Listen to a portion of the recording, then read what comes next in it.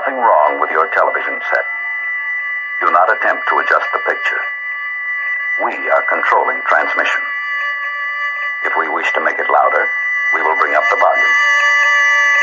If we wish to make it softer, we will tune it to a whisper. We will control the horizontal. We will control the vertical. We can roll the image, make it flutter. We can change the focus to a soft blur, or sharpen it to crystal clarity. For the next hour, sit quietly and we will control all that you see and hear. We repeat, there is nothing wrong with your television set. You are about to participate in a great adventure. You are about to experience the awe and mystery which reaches from the inner mind to 420.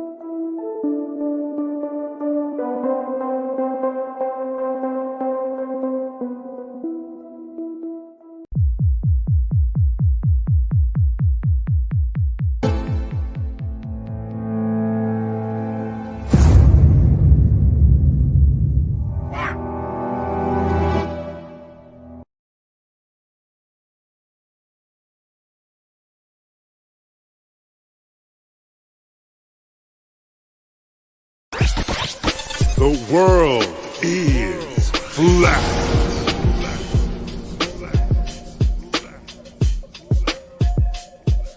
I'm here to ring the alarm with my puppet like charm, straight from the barn. I'm talking about Flat Earth Farms, cause most don't know. They think we live on a globe, a ball that floats. So listen and take notes and take it to a higher plane. Imagine yourself in all it contains, in all its glory and flair. Flat Earth Farms can take you there. Open your mind outside the box. No more staring at NASA's Photoshop. No more moon landings, no lying to you. No more people standing backwards in Australia. Just facts and pure truth. Planted straight to the roots. Flat Earth Farms help you understand. What happened? A magical place on a wondrous land. Where's Miss Daisy? That's a fact. Where's the sewing Tell your class? friends next time you chat. Let them know a ball ain't that. Let's stay playing with the baseball bat. Cause we coming at the barn, a higher place. The Flat Earth Farm.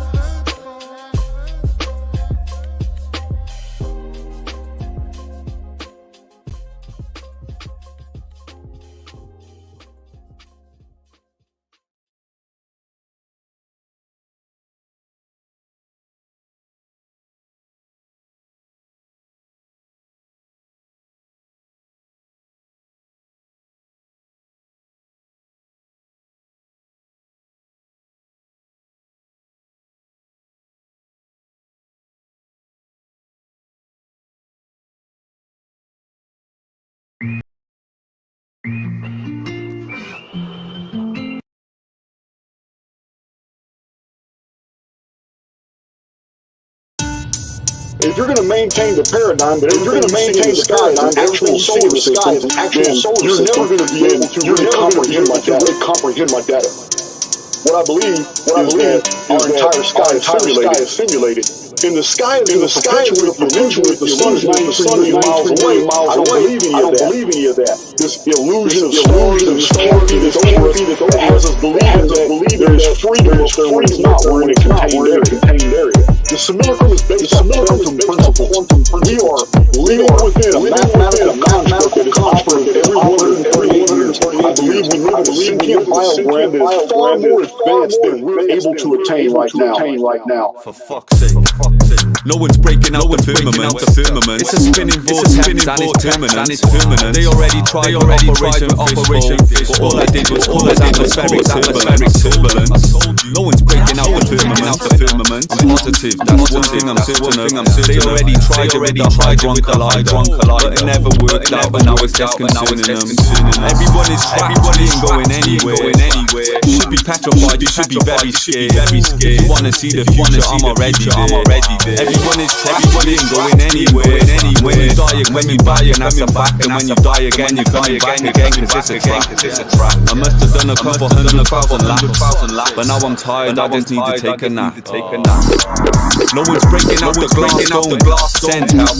I need to find a path home. I'm feeling homesick. That's why my heart's cold. All I see is disembodied entities and dark souls. Non-player characters. Please don't talk to me. Cause I will punch you in your face very forcefully. I wouldn't do that type of thing normally, but everyone is trapped in these magnetic vortices. I can manifest reality, I tempt fate. I'm overcoming all these algorithmic templates. I've been flying around the world with no restrictions, cause I don't need the job for you, math, I'm exempt, mate. Don't piss me off, you know my strength's great. I just need to be alone, I need some headspace.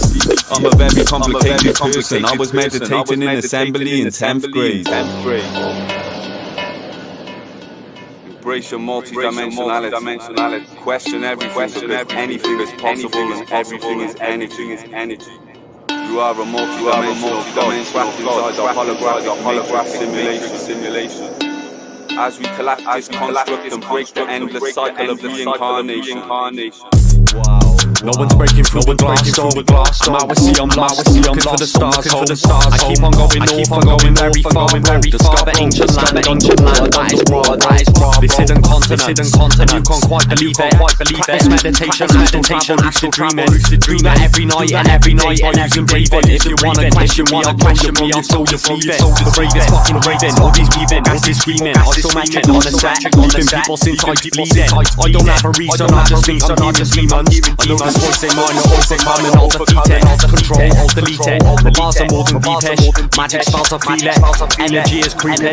I'm a spine, I'm healing. I know I'm a light being. I've been to the 5th dimension. I know where they are concealing. No one's breaking out the firmament. Cause all I see is NPCs. I think I'll murder them. All these ancient lands you ain't never heard of them. I'm just talking through the span, I don't know why you're certain. My mission on this plane was to predetermine one. I'm looking for the answers, I need to start relearning them. I do some meditation, now I am observing them. I guess it's syncretism, all these people who are serving them. I'm fucking burn the cunts, like cursing, I am cursing them. I think we just saluted them, the AI is preserving them. 33.4% will ascend, transferring them. They're getting out this holographic matrix, I'm converting them. I'm reading all the files, all the knowledge in my brain. And I have rolled for miles, nothing's getting in my way. I used to love this world, the smile was taken from my face. 20 years from now, we will see this system break. I have many videos that are explaining the astronomical anomalies that the scientific community doesn't want to talk about, such as parallax, the lack of the actual documented phototemplates that astronomers have studied for the past 100 years showing that no matter what position is, not one single instance of parallax has ever been documented. And that's impossible. It's absolutely impossible.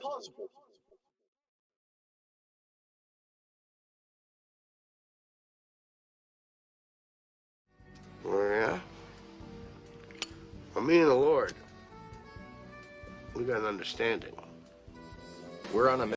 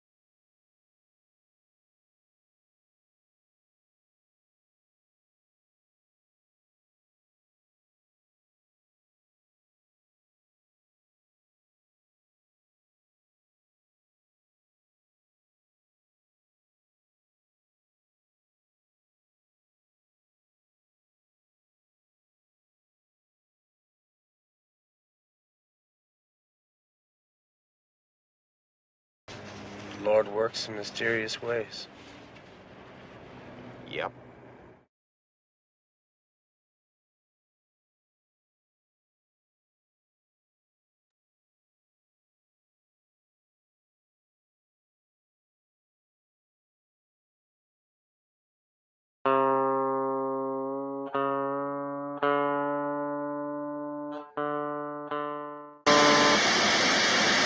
We are concerned about trouble and trend of irresponsible, one-sided news stories plaguing our country. The sharing of biased and false news has become all too common on social media.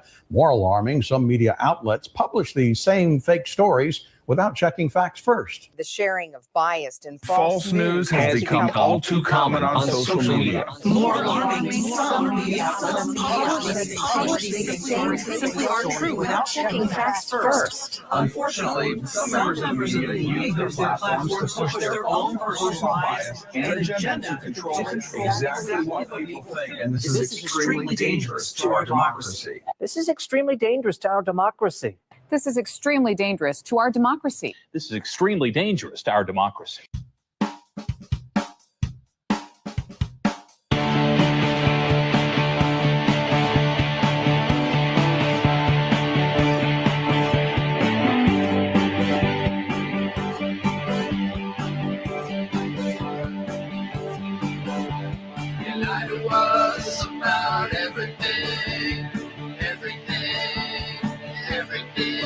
It's a lie, it's a lie, it's a lie, it's a lie. They lie to us about everything, everything, everything's a lie. It's all lies, it's all lies, it's all lies. They lie to us about the shape of Earth. We know it's flat. The earth is fucking flat. It's flat. It's flat. It's flat. They lied to us about 9/11. There was no planes in that attack. That attack. That attack. It was attack on us. On us. On us. On us.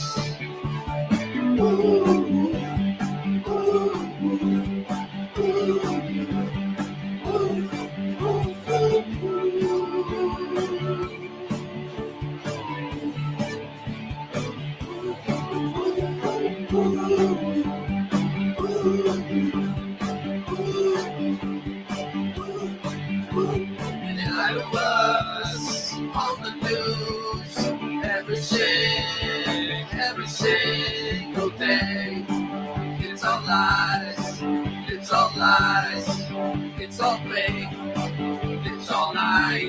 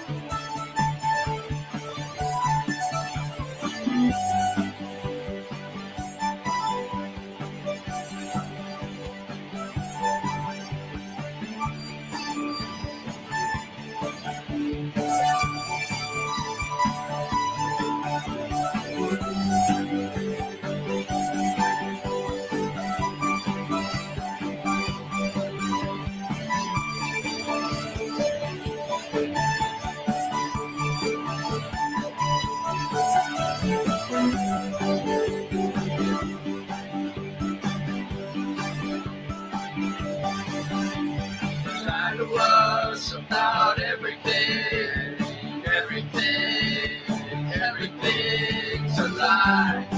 It's a lie. It's a lie. It's a lie. They lie to us about everything, everything, everything's a lie.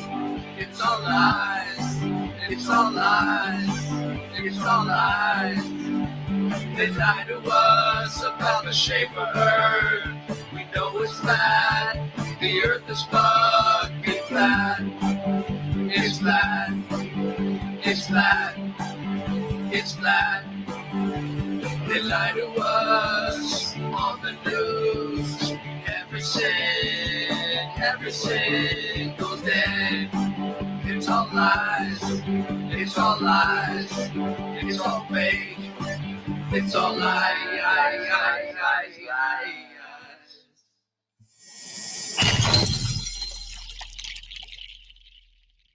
Don't trust fake news.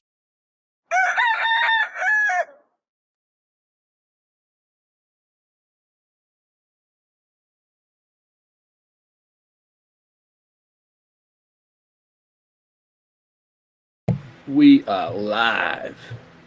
We're here. Singe, you there? You go to sleep? Think you there? I you could did it? have. It's been 22 minutes. I know. You like your 22-minute intro? You like that?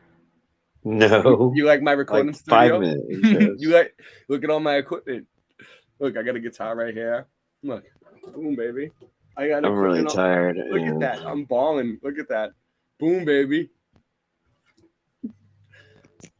Nice setup. You got a donation? Yeah, I got a donation from an anonymous donor, and I'm actually sitting in a nice. recording studio in Boston, and I'm about to lay down some tracks. About to lay some tracks. What do you think about that? You see those I'm guitars? gonna go to sleep like this. You see my guitars back there? Is that a good angle right there? Yeah, you see that? See all my guitars? You see my computers? Yeah, I got keyboard. I got keyboards too. All right, Nice. I got it all. I got it all. What's in that bag? What bag? My weed? Flat Earth Farms, baby. Boom.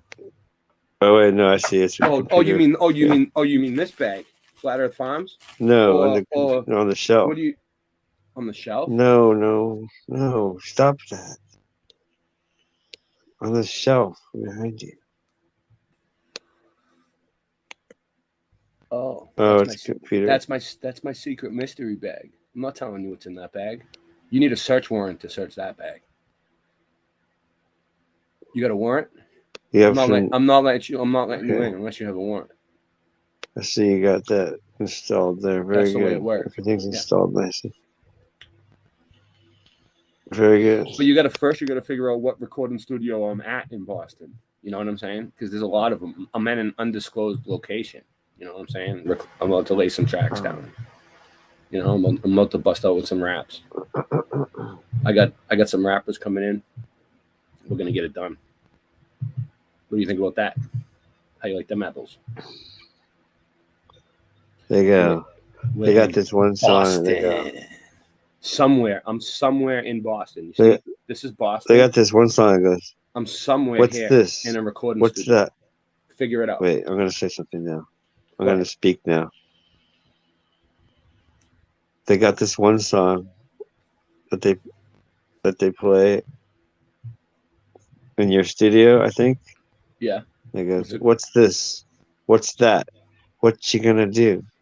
Everybody knows that the bottom of your shoes got soul. So kick back, relax, don't have a heart attack. Trust in me, and you'll see that you're fine. At the bottom of your mind. Isn't that what this lyrics are? Yeah, and then it's like and then it says it's the bottom of the line at the end. After that, and then it says you're at the bottom of the 9. I think Rodriguez and then it says you got the bottled. janitor Rodriguez. You got bottled going on. with like 5 times. You got bottled like 5 times. I hope not. So what are we just doing here tonight? Nothing. Just hanging out. I don't mind. I don't think we're doing it. I don't really. We're gonna do the plasma, but we're absolutely nothing. We're here to do absolutely nothing. And tomorrow or the next night, we'll do intermediate plasma. What up, Dr. Bass Ackwood? Yesterday was beginner plasma. Next we'll do Yeah? We're not Give me the link. Where is it? Is intermediate it on the plasma. I'll play your song on here, Coming Dr. soon. Bass Ackward. I need the link though. I don't know. If you want to come on the show, I'll let you on. Do you want to come on and play? You want to come on and play some music? Go ahead. I'll put the link out. Yeah, all right. I'll put the link out. Let's see who can get on here.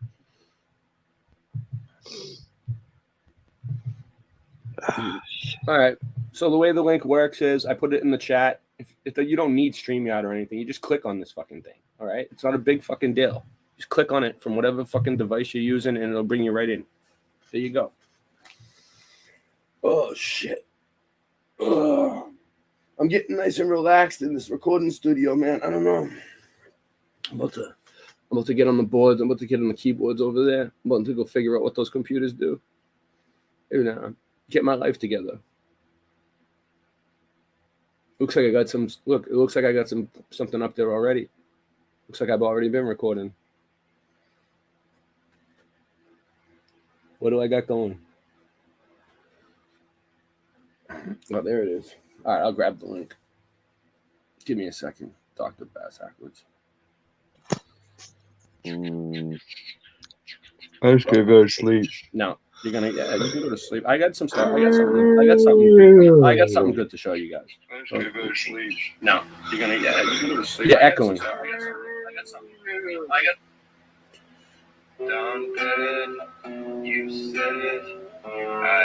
It does sound good. All right, hold on a sec. I'll bring it in. It's gonna take me 1 second. You're gonna see me come in through the back door. Watch. That's what she said. Okay. I hope not. I hope not. All right.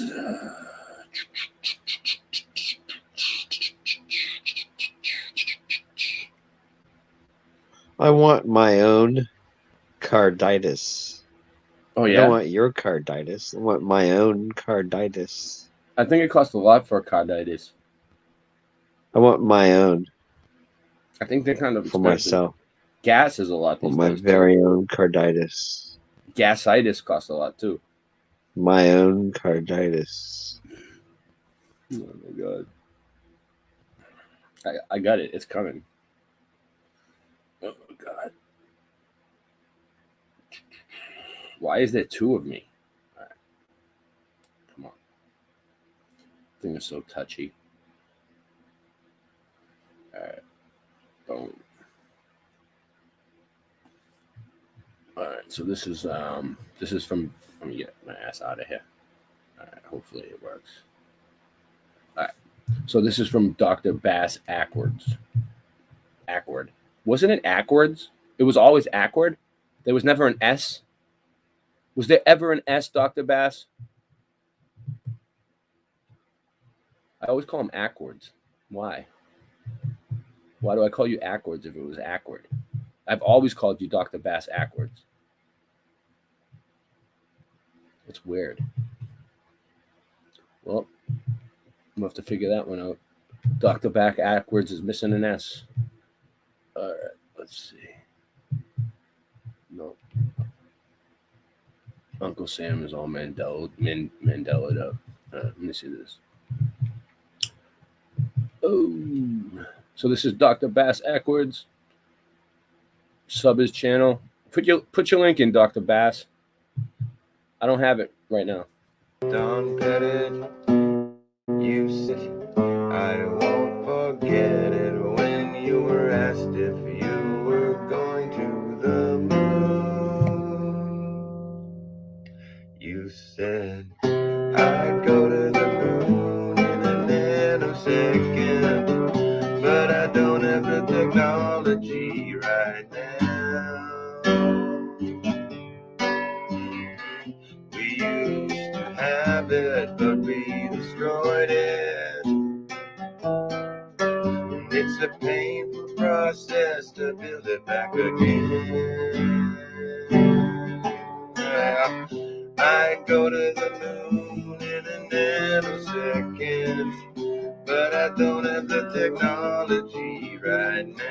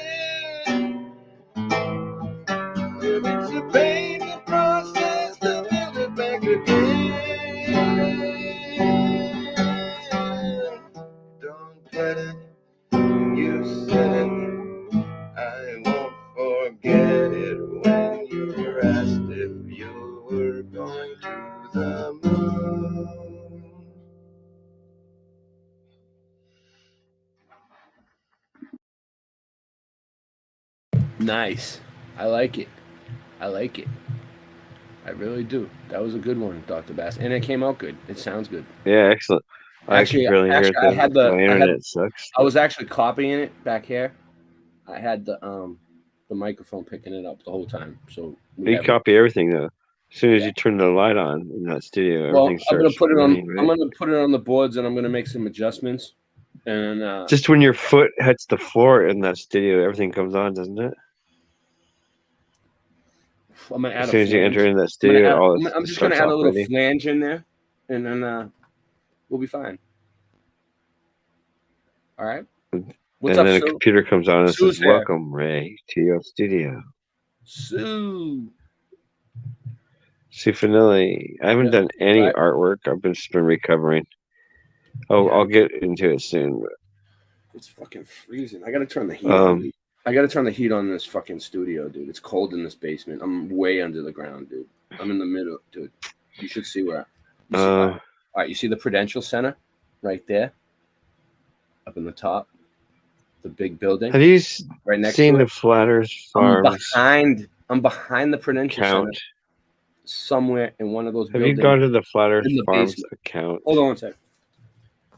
Hold on. Have you? No, you don't listen. Okay. I should fuck with them. I like to fuck with Ray.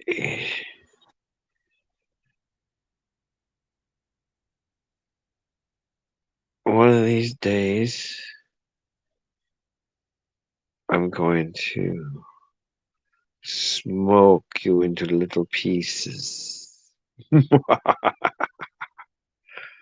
I shall pack you into my bowl and smoke.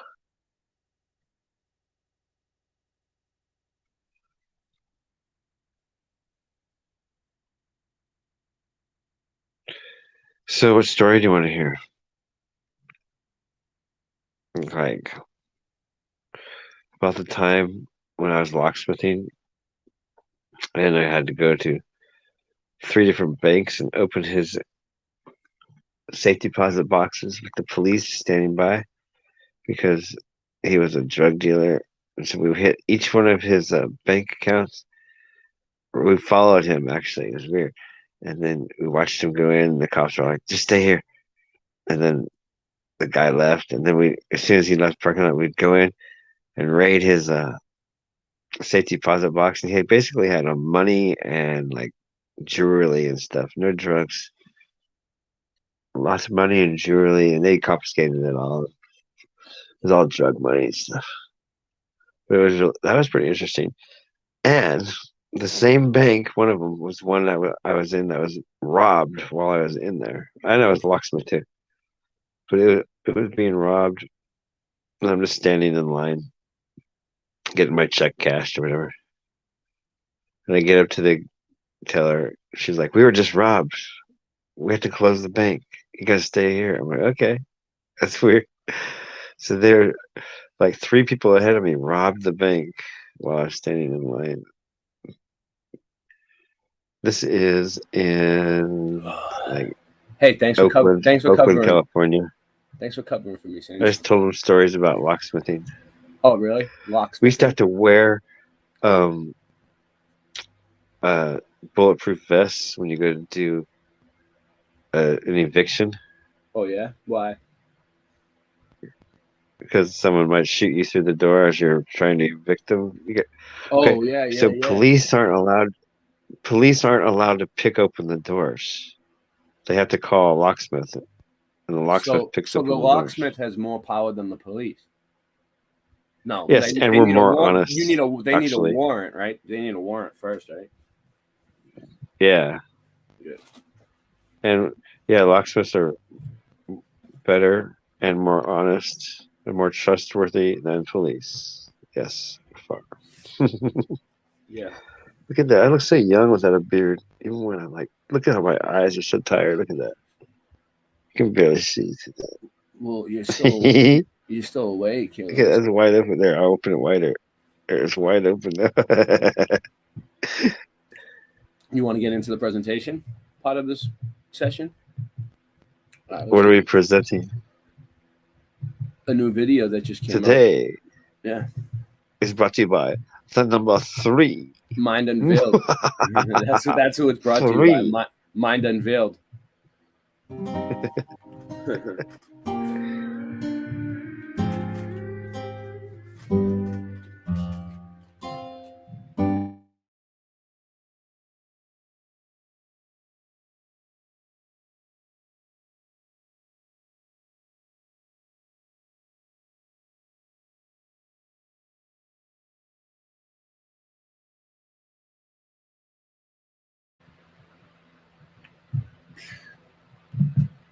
Can you hear me? Can you hear me? Can you hear me, Sins? Can you hear me? I think you can. Can you guys hear me? Yes, I hear you, Sin. All right. No, I lost my sound for a minute. Hold on. Just everything was going so smooth too, right? Everything was going so good. And boom, baby. Mind Unveiled. Boom. Commercial free. Boom. Welcome, everyone. This video is going to be very interesting, as we will be discussing a topic that doesn't get that much attention nowadays. Well, it does, but it's usually only associated with spirit photography. But there seems to be an overwhelming amount of historical photos that are presented as real, yet there's something very wrong with these photos. Here's the question. Were there photo manipulation techniques used during the early days of photography, roughly 1840 to 1920, or are all these old historical photos considered as historical fact? I think once you begin to dive into this question, or the idea that they had Photoshop before the 1900s, you'll begin to open some very strange doors that brings up even more questions. We will cover this lost art form of old photo processing and the history behind it to assist in finding further examples of early historical manipulated photos. They built Tartaria and pyramids. Yes, they could manipulate I recently watched photos. this amazing chat on this subject on Campbell's Autodidactic channel, so shout out to them, but it's called Overexposed. And it really just blew my mind because I had been seeing this in our research with so many photos. The amount of these manipulated photos are really adding up, so I thought we should make a presentation on this. But yeah, Beegs helped a lot with these photos, so make sure you go check them out and send them some love. With that, let's get started. A photo can be a powerful device. For someone experiencing it for the first time, it can truly be magical. Yet, photos tell a story, and for many, it's how we remember the past. It's our only portal into what life was like, and in many cases, it explains the nature of what city life was like in those times. When the technology of the photograph first came out in the early 19th century, people did not know what to think of such a new technology, to the point where they would have been ignorant of any such advanced methods of art, such the as doorknob. composing or layering multiple photos in one. Some of these pictures are This crazy. would not have been known to the average person. Yet, today in the modern day, old photos are used by historians to have a better understanding of the past. From documenting dates, construction photos. They look like they had and such an history exciting time documents based on this photographic in record. life. Look at those Many buildings they founded. automatically assume that these photos are trustworthy and that they are an accurate depiction of the past. Some of Why the does my most mic sound famous so historical fucking photos shitty? are actually never described as being manipulated. Let me try something else. So Like was they this sit around in their art form? house I mean, and think about it. For such a new device, write which with a we quill. know would have to have been taken over by these capitalists and the Their media days of are the filled time, with chores. this would be a powerful tool for propaganda in the wrong hands. The weird thing is that this subject of old world photo manipulation is not really discussed online either. You may find a few articles on it, but it's all in the style of, did you know that they had Photoshop in the 1900s? And then they show you the spirit photography, the very blatant ones, or just the retouched portraits. But wait, if they had Photoshop in the 1900s, or wait, even Why before is that, the doornail dead? wait, before that, since the dawn of photography, Oh yeah, I've seen those pictures. they That's right. manipulated a photograph and didn't say anything about it being a photo manipulation. Now, my experience is in digital compositing, although I do have experience in photography as well, but my degree is in computer animation, and I have a thorough understanding of advanced compositing workflows. Interestingly, one of the things we learned in school in my VFX class was called invisible VFX. What this is visual effects that you don't see, meaning it's supposed to just assist the story, but not be noticeable as blatantly edited imagery. They used Forrest Gump as it has many examples of invisible effects such as sky swapping, people in green suits, random stuff just to make the scene more pleasing, all with the intention of creating an illusion for the viewer. But this is not new technology. They have been doing this for a long time. There's actually a lot of VFX in that movie, and so my point is that there's blatant manipulation that you notice like superhero movies and monsters. Life is There's like really good photo a manipulation that box you of don't notice.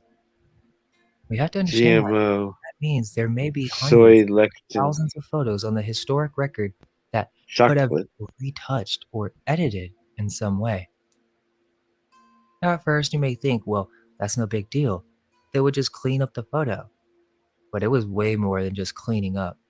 It's to the point where it would be completely possible to tell whatever story you like. I'm not going to be able to play this video, but go check it out. Vox has a video exposing this, and I don't really think they realize it, but the video is called The Mystery of the Same Sky Postcards. Basically, this guy had an obsession of collecting postcards until he started to notice something very strange, a repeating pattern. Quote, you just see it. So this guy has these postcards grouped and organized and clearly says that they were reusing these same stock skies in all these postcards. Same sky postcards is what you type in on Google to find this. He also mentioned how they would shift it around to try to change it up and make variations even though it's the same sky photo. So why would they do this to hundreds of different cards? To make them look better? To present them in a better light? You know that they put postcards in museums from time to time to show how the city looked back then in the day. People don't really think when buying these old postcards that they have been altered to this degree. Maybe some coloring, but complete masking and sky swapping? What else could they do? Well, in the video it says that it became clear that these skies were not a part of the original photos, even though they are presented as real and no one ever explained that these were altered photographs, hence the mystery of the same sky postcards. So why would they do that? He then discovers that all these postcards are printed by one company. So they try to explain it off as, oh, this was just a signature of the company, that they would just leave it there in plain sight, but no one would see it. That's strange that they would do that, and it seems to be an operation. So why was this one company going around and editing all these different postcards from so many different locations? Weirdly, they showed this newspaper article with highlighted text saying that Dexter Press Inc. is one of the largest manufacturers of picture postcards. But interestingly, in the grayed out text it says, quote, photo of a bathing beauty beckoning to you on a Florida beach or a trout fisherman fly casting in a Colorado stream.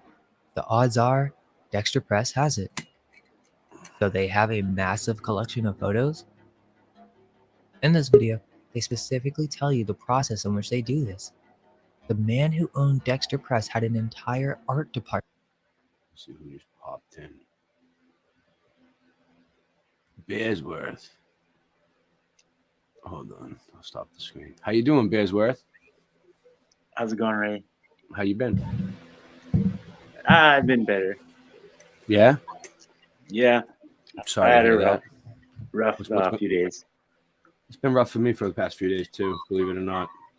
Yeah. Yeah, just you know, little things just aggravating me. But trying to that, you know, it's been rough for Singe too, so it's like that's why we're doing this stream. We're just like miserable. We're just like, you know what, we're gonna come on and just try to brighten up our spirits. I got a donation and I rented out a recording studio. You see behind me for no reason. I mean, I plan on making music tonight, but I might get to it. You know, I have all the equipment. You know what I mean? So that's I think I'll be all right. Man. Yeah, it's sweet. I'm in Boston. I'm at an undisclosed location underground. in a recording studio that's worth like, I don't know, what do you think? $100,000 at least? Yeah, that looks At pretty least. crazy. At least. Yeah. I'm here. That's I'm really awesome. here. I'm really here. So why? What's been going on? You want to talk about it?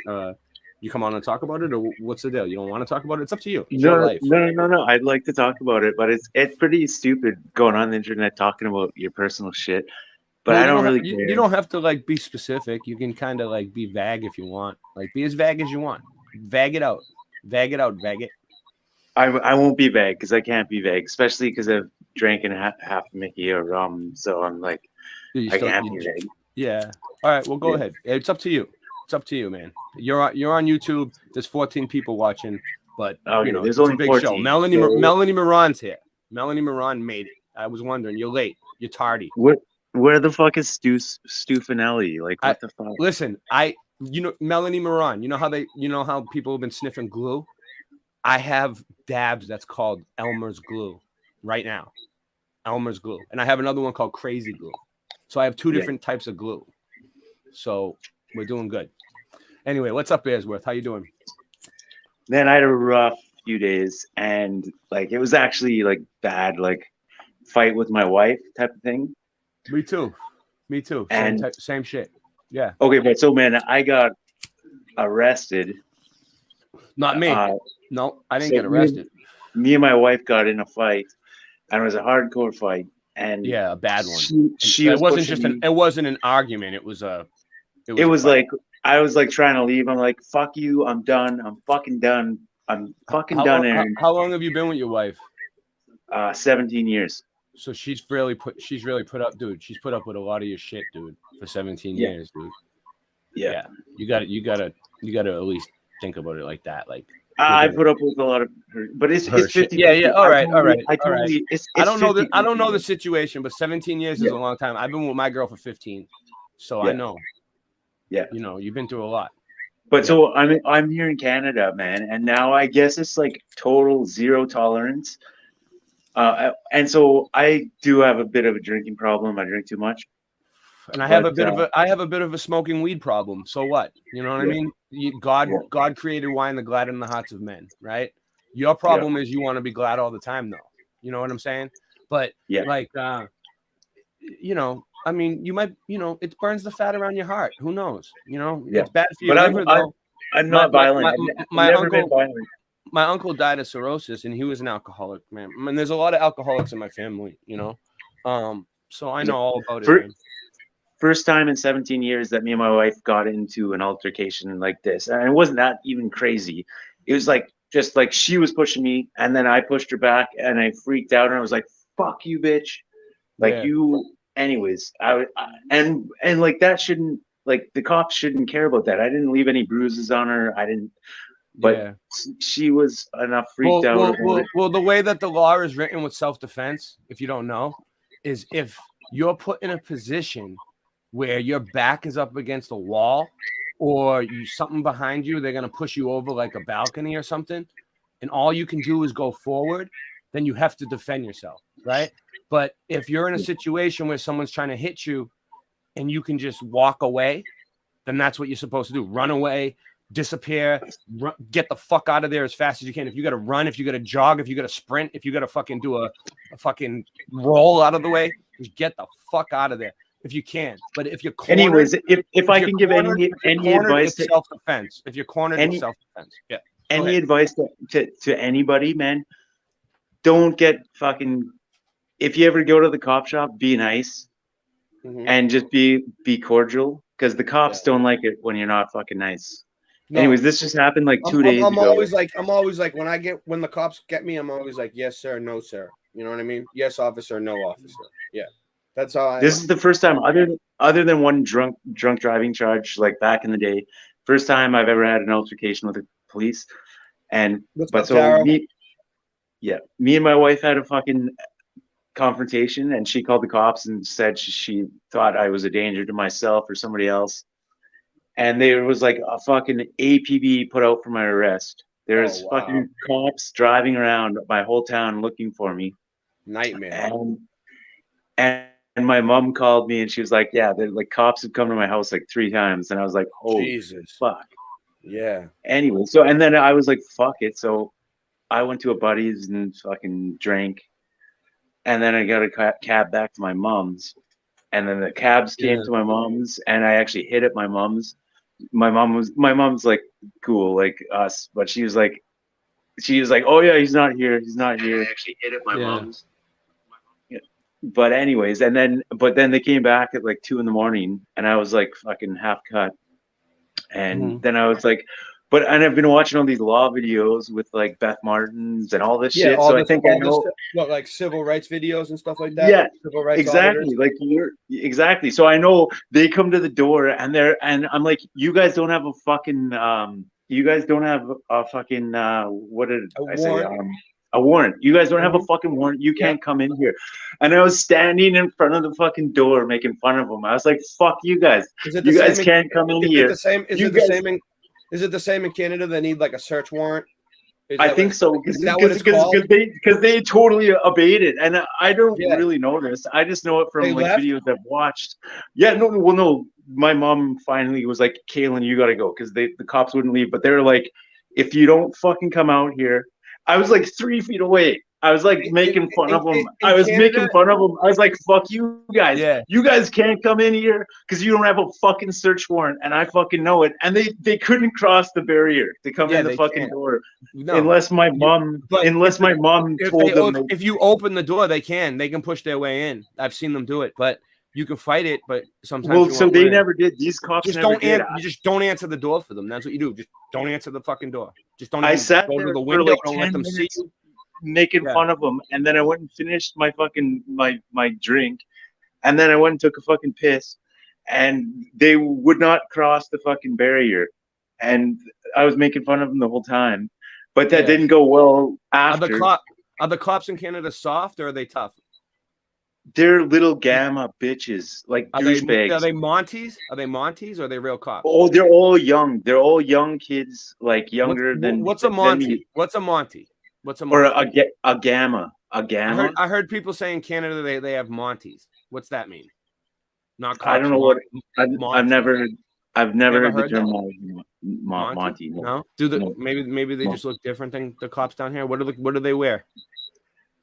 They're RCMP. They wear like a full like big jackets and a fucking sidearm and fucking they come and they act all tough. And do they look the same as the American cops like you see on the videos, or they look different? Yeah, I think so. Pretty much the same shit. Pretty much the same shit. Yeah. It's all the laws are the same and everything else in Canada. Or is it like what do you guys go by? A constitution or what? What do they have? Oh, I haven't researched it that much, man. No, you have no idea. You guys live within like the border. I figured out all the Canadians live like within like this much within the border of US. Is that true? Yeah. There's nobody up top. Nobody lives there's up top. Not lots, not as many as on the border. Like, yeah, it's almost zero, but like there is lots of towns with like 100,000 people or 50,000 people, and up north there's some that are like 200,000. Prince George. What part of Canada? What part of Canada are you near? Like where? Like near me? Like New York border or what? No, I'm BC, opposite West Coast. Oh, you're in BC? Yeah. Oh, I used to get the Beasters, dude. The BC Hydro. You don't smoke weed, right? You have no idea what I'm talking about. I'm not a big weed smoker, no. Well, you guys have the best hydro, dude. The BC Dro. I haven't seen it in years. But you guys have I remember that back in the day when it was all illegal, it was always like BC Bud everywhere. Yeah, like Beasters. when you're looking for Beasters. Yeah, we called it Beasters down here. Yeah. BC Bud. BC Hydro was the best, dude. The best. But anyway. So once I finally gave in. I was like, okay, fuck it. And what happened? They took you in? What'd they charge you with? So they charged me with so battery to my wife, which is bullshit. Now that's a felony, right? That's a felony. Yeah, it's like a felony. Like I could be going, like I got a court date. That's like 3 to 5. That could be 3 to 5 years. But it won't be. It won't be because it was domestic. But it might. But now I don't know that. If she pushes the issue, you're fucked. You better get on her good side, dude. No. I'm on her good side because she knows Nobody got hurt though, right? Nobody got hurt. Nobody got hurt. It was nothing, man. I did nothing. It was like a fight, and I pushed her, and that's it. I pushed her and yelled at her, and it was just a domestic dispute. And there's no bruises. There's no fucking nothing. I've never fucking hit her once in my whole fucking life. Nothing fucking happened. But it was just a crazy. Like we've been having issues for like 2-3 years. Like just it's been slowly getting worse and worse. But anyways, so it came to a head. And yeah, man. Anyways, and so then they put me they fucking took me in. They roughed me up as fuck, man. Like they beat the fuck out of me because they know I'm drunk, and I was just making fun of them. They beat you up. What do they do? They were just beat you up. Explain it. Well, so I got beat up a few times by the cops. Bad. Go ahead. Put the cuffs on me really fucking tight, as tight as they fucking could. Did they snap your shoulder blade out? They did that. Yeah. They snapped everything. They dislocated my shoulder in a spot where now it pops out all the time. I think they know tactics to do shit so that it doesn't leave bruises. Injure you. Because my cheeks were sore. My whole body was sore. My whole body was fucking fucked. But I didn't have any fucking bruises. They do it on purpose. They make you look like they're just putting the cuffs on you and patting you down. Meanwhile, they're like fucking you're twisting your arm way behind your back, and then they put the cuffs on like fucking so tight that they fucking hurt your wrist, and they leave marks on you. No, and then I was being a dick. So that's the thing I got to tell everybody. Do not keep your composure. Keep your composure. Be respectful and be nice. Be respectful because I didn't. Listen, if this is what I've done. If you're just respectful, you just let them do their thing. You go, you fingerprint yourself. You fucking just laugh at them. Get your sweatshirt. They take the things out. Use your sweatshirt as a pillow. And just lay there and just go to sleep until someone comes and bails you out. That's what I do. And then they're always like, "Wow, you're pretty comfortable here, huh?" I'm like, "Yeah, why not? I make myself comfortable." Man, it was the first time where I lay my hat is my home. You know what I mean? It was my first time, man, and I didn't keep my composure, and I was calling them cocksuckers and motherfucking cunt and all this shit. Do you remember? Hey, when they photographed you, do you remember them telling you look straight ahead? Like when they take your mugshot? By the time we got to the cop shop, I was so drunk that they just because right before when they arrested me, I like chugged a whole Mickey while I was making fun of them and telling them they couldn't come in. I was like, "Fuck you! I'll do what I want." You were drinking right in front of them? Yeah. Wow, you shouldn't. I don't know. I mean, it's illegal to drink, it was bad. I was fucking. It makes terrible. You look worse, though. No, it does. It does. And I wasn't thinking at all. It was fucking. Now they're gonna how's the police report look, dude? It probably makes you look like a fucking maniac. They're good at that. You gotta get a good lawyer, dude. You have a lawyer? No, I got to get one, man. It's only day 2. This has happened like 2 days ago. You could go with a public defender if you want, but like man, from all the videos I watched, most lawyers you can get them on a retainer. You know what I mean? You can get them for like 2-3 grand. Man, from all the videos, I want to represent myself, to tell you the truth. Because but that never works, dude. You're gonna go in there. They're gonna call you a drunk, right? The report's gonna make you look like a piece of shit. First of all, I'm telling you how it works. And then when you go up there, they're gonna try to put your ass away. You want the best fucking protection, dude. And no amount of money is worth being put in a jail cell. Okay, whatever money you got saved or anything, go hire a lawyer. If you give a lawyer a few $100, right? They'll take your case. They'll put it on a retainer, and then you can pay them back. You can find lawyers like that. You don't have to pay them all at once. And then, I luckily, man, I've saved up some silver and shit, and luckily, man, silver. Yeah. Anyways. Oh yeah, you got all that silver, so pay a fucking lawyer, dude. Get a lawyer. Well, no, but man, I've been following them. So what I plan on doing is calling a lawyer and getting their advice, and just trying to pay him like some consultant fees and a few consultant fees. But then I want to represent myself in court. But also, man, my wife knows I'm a good guy. I've never done anything, and she doesn't even know. She didn't even know that it was this bad.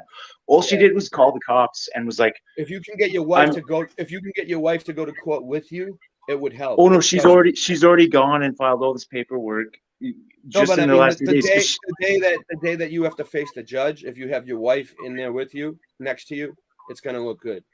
Like that's what you need. Right. And wear a suit, dude. Wear a suit. It helps. I'm telling you, a suit and a tie. It helps. Oh, right now one of the orders is I can't have any contact with my wife or my kids. I'm not even allowed to physically talk to my wife. It has to be third party. So like my mom has to. You're not in the same house. What are you gonna do? You have a place to stay? I'm my buddy. Luckily, is living in Revelstoke, so he's like, man, you can stay at my house for 2 weeks, and he's like, I got to come home for a week in 2 weeks, but he's like 2 weeks out and 1 week in, so he's like, you can stay at my house all of my weeks off. So yeah. I'm there right now. So you're in and out. You don't really have a permanent spot, so you're gonna have to find a place soon. Well, no, but I also got a mom and my dad that they said that. So you're fine. Yeah, that's good. I got my mom and my dad still too. But I don't know. I don't know. Maybe. Anyways, it's crazy, man. The drunk tank was so fucking gay. It was so okay because the cops were so fucking pissed, and then I was being a faggot, so I was like kicking the door at first and being like, "Fuck you guys! I didn't do anything," because I didn't do anything. Me and my wife got into a fucking argument, and that was it. And my wife was like trying to keep me in for a fight, and I was telling her, "No, I'm fucking done. No, I'm fucking done." Who called the cops? Who called the cops? Well, no, and then I finally freaked out and pushed my wife to the side. Yeah. And then my wife called the cops, and she just said that I'm afraid for my like he might be a danger to himself or someone else. Yeah. But it's all, man, it's everything. You're going in Massachusetts when that happens, they usually section you, and then they put you in like a detox facility for like a month, and they make you sober up. That's what they usually do in Massachusetts. Oh man, I can't even imagine, man. Okay, I was only in there for 12 hours, but like you go fucking crazy, and all these these guards were going by, and I'm like, can I like get a blanket, man? Like it's fucking freezing cold in here. And he's like, they're like smiling. That's what I mean by gammas. They're like, yeah, there's no fucking blankets in fucking the drunk tank, bud. Yeah. And you're just like, holy fuck. And then I'm like counter thinking like, I shouldn't have been such a dick at first, but I was drunk, so I was being a douchebag. But yeah, then I just passed out on the floor, but you can't even lay down on your side because there's no bed, there's no nothing. It's just a fucking cement floor. So I'm on my side, and then you get freezing fucking cold, and then you lay down on your other side and you get freezing fucking cold. Melanie Moran, listen, Melanie Moran says, lesson to be learned. Yeah. Take a deep breath and walk away next time, dude. Yeah, for sure. She's smart. She's wicked smart.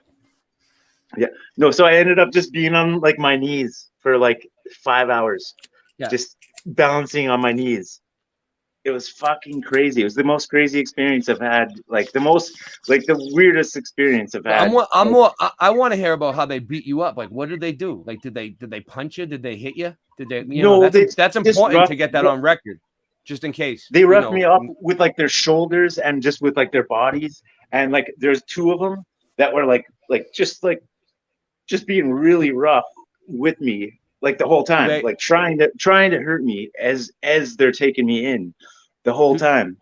Do they have badge number? Do they have badge numbers there? Could you be like, hey, let me get your badge number? Is there anything? Oh man, I don't know if it's worth going into that. Like going into like a whole court case. No, I'm saying like when they hurt you, it's good to get their badge number so that you can, because we have a term here called hiding behind the badge. And that's what they do. They all dress the same. They all look the same. They all have a sleeve tattoo now. And they pretty much all like try to hide behind like, oh, that wasn't me. Well, that must have been the other guy. You know what I mean? Like, look, that's why they all look the same. Well, so that when you get their badge number, that identifies them. And then they're like, whoa. You know what there's only two of them, and they both took me in, and it's almost like they knew like a rigmarole of how to rough you up. Like, yeah, they do. I just remember once I got in the cell, my whole body was fucked, and like I had like my fucking cheeks were sore. You know what they for 2 days, but there's no bruises. I had no bruises. I had nothing, but my whole body was fucked. You know what they're doing? You know what they're doing? You know what they're trained to do in Boston? The drug control unit, right?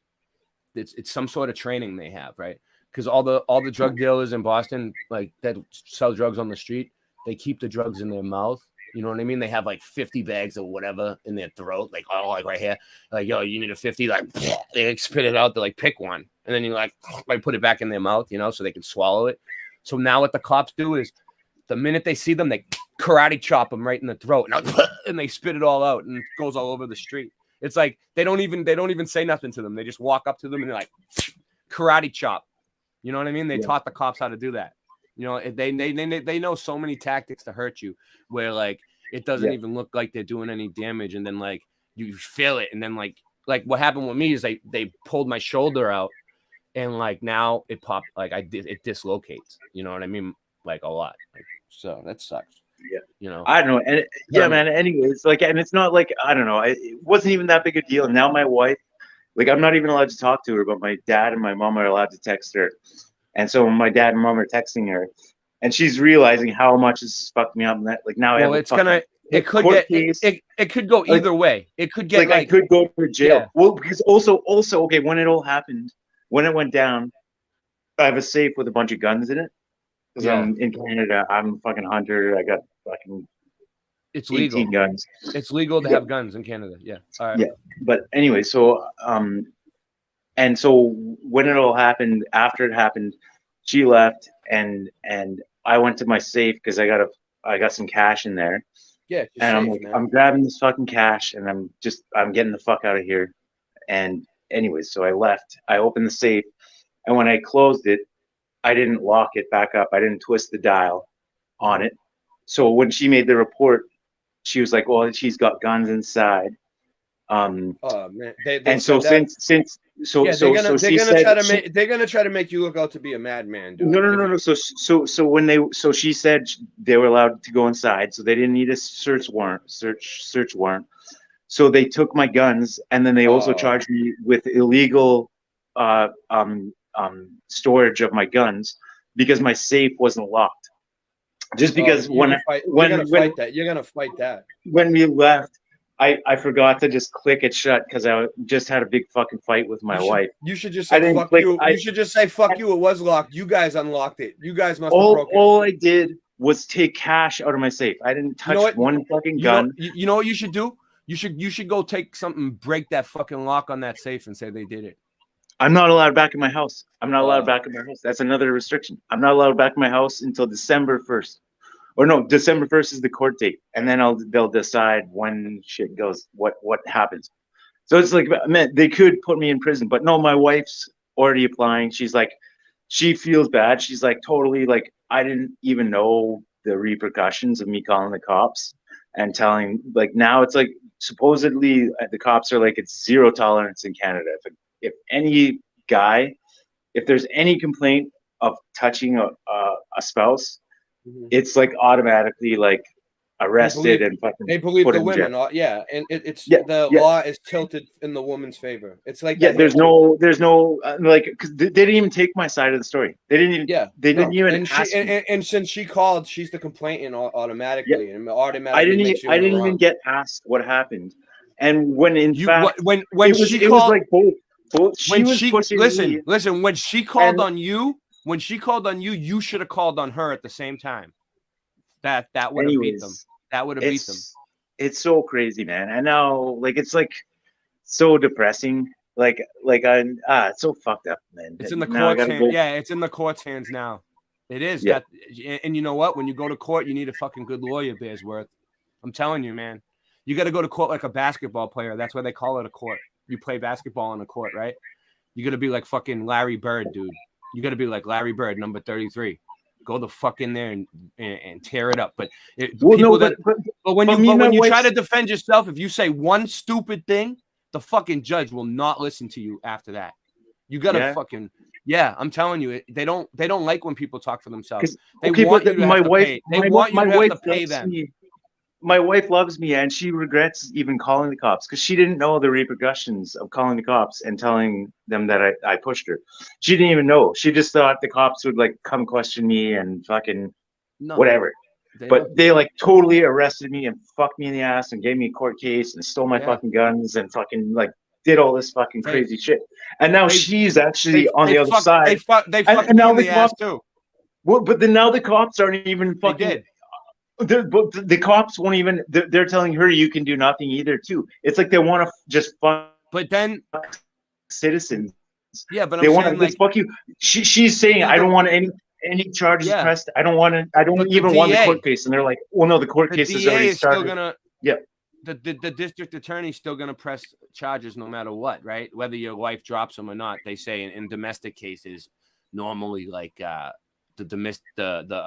DA will still press charges. The state or whatever you guys call it up there. What do you guys call it? Yeah. State, but my wife doesn't even want charges pressed. My wife's like doing all this paperwork. It's so funny. Just today, she texted my mom all the shit, and she's like, "I filled out all this paperwork today to get all of this shit dropped so that I can't," because they all made that up right when the charges got pressed. They're like, oh, you can't fucking go to your house, you can't see your kids, you can't see your wife, you can't have direct contact with, and they wrote all this fucking shit on this form, and they made me sign it, and they're like, if you do any of this, you will be fucking arrested. And I'm just like, what the fuck, did my wife want this? And then I find out my wife didn't even want this. She didn't even know about this. She just thought they were going to come question me and calm you down. Yeah, calm me down. Calm you down, which they should have. They should have just calmed you down and let you go. But how many times has your wife called on you a lot? Has it been like more than? Have they? No, this is the first time. This is the only time in my whole life. They could have given you another chance, dude. They fuck them. They could have been. No, don't do it again. This is the first time, only time anything has ever fucking happened, and that's what. But it was because I was drunk, also. Yeah, it sounds like they can't leave a drunk person with in a domestic thing. I wasn't even at my house. I was at my diffuse the situation.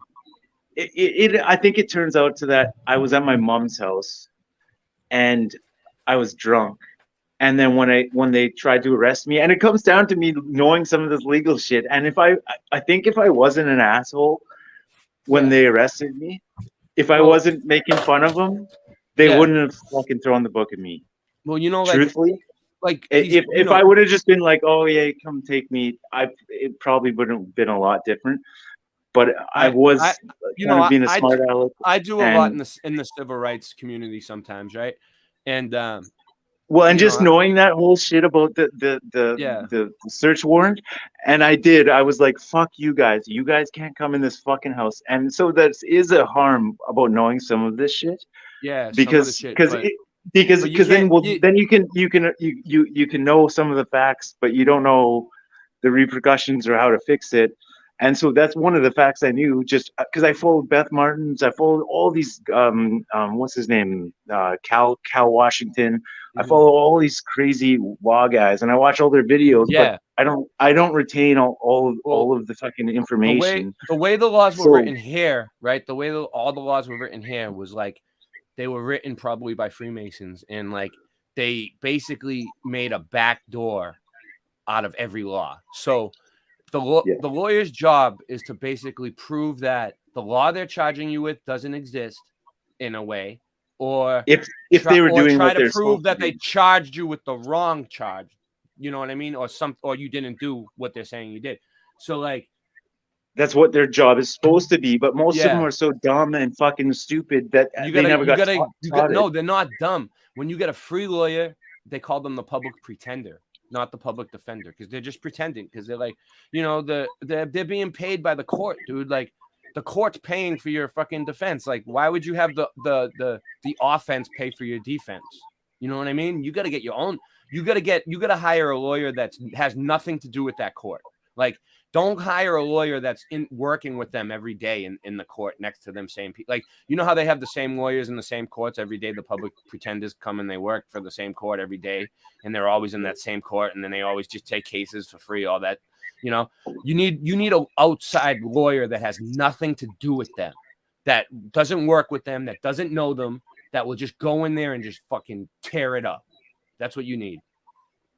Because now you're like, it doesn't seem like it's a big deal to you, but like once you get to court, they're gonna fucking try to fry you. That's their job. Like if they're really pushing charges and they're really pressing forward with this, they're gonna try.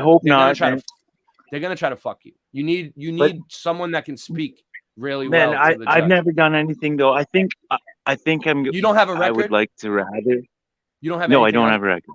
Oh, so you should be fine then. Other than a drunk driving charge, I've got a The pro- drunk driving charge. But you know, now they could make it easier for your wife to get like a permanent restraining order. You know what I mean? That would suck like for like a long No. time. But she loves me. She actually like she didn't even think this was gonna happen like this. She just thought she was calling the cops.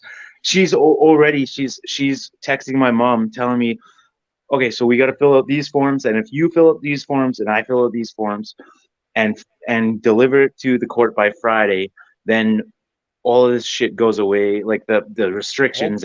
Hopefully. And we can talk to each other over the cell phone. We can talk to each other. You can come to the house. You can, but so both of us have to agree on this. And so yeah, and she's totally like, and she's like, she's said like multiple times, I'm so sorry, I didn't know this was gonna happen. I didn't know you're gonna get thrown in the drunk tank. I didn't know, like, and then she's like, I didn't know you're gonna get charged with this gun fucking bullshit. Like it was just both of us were in like flight and flight response. You know why they Both do of us that were though? in a- You know why they charge you with so many charges? Like they keep finding stupid little shit to charge you with. You know why? Because when you go to court, they're gonna try to offer you a plea bargain, right? And they're gonna be like, they want to stick you with something, right? So they're gonna be like, hey, we charge you with these 3 things. If you plea out, we're gonna charge you with just 1 thing. You know what I mean? And then you'll be like, oh, you're gonna drop 2 of the charges? Okay. And then you plea out and you end up on probation or some stupid shit, and it sucks. So you might as well just fight them all the way, take it all the way to trial. And they usually won't go to trial for something stupid and small like that. They'll just they'll just drop it if you keep pushing it. It's gonna take months and months and months, and just keep saying trial, no matter what. Take it to the rim. Yeah. Take it all the way to the rim. So I don't know. I got no experience. And you know what? And you know what? So they're gonna try to scare you. They're gonna say, well, if you take it to trial, you could do like 2 years, but if you take this plea bargain, we'll get you 6 months probation. You're like, either way, it's not no even matter like what, a big you take charge. it to trial, they're gonna do the same thing no matter what. Whether you win the trial, lose the trial, take the plea bargain, they're gonna give you the same fucking thing. All because I didn't twist a knob. You might as well make them pay for a jury and fucking all that bullshit. You know what I mean? Yeah. If they're gonna arrest you, bust their balls too. You know, make them pay for a jury, bring them in, fucking all that bullshit. It costs them extra money if they want to make a big deal about it. It's so crazy, man. It's like the craziest time in my whole life. Like it's fucked up. It's so fucked up. You gotta like be tough with them, dude. You gotta be really tough. You gotta be like a fucking. You gotta be like a fighter. You gotta be like. But Rocky. after watching, you gotta be like. Did you ever see Rocky fight the Russian?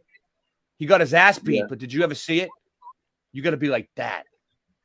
Yeah, but also, man, after watching all this stuff with Beth Martins and like Cal Washington and all these guys, these law guys, and they all say like the moment you bring in a representative, like you're almost admitting to the court that you're not not a man. That is you're that how it is in admitting Canada? that. Is that how it is in Canada? I don't know. That's not That's how it what is they here. say about.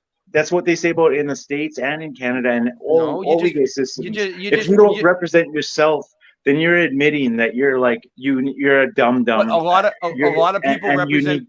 A lot of people represent themselves in Canada, and a lot of people lose. Yeah, too. That represent themselves because they don't.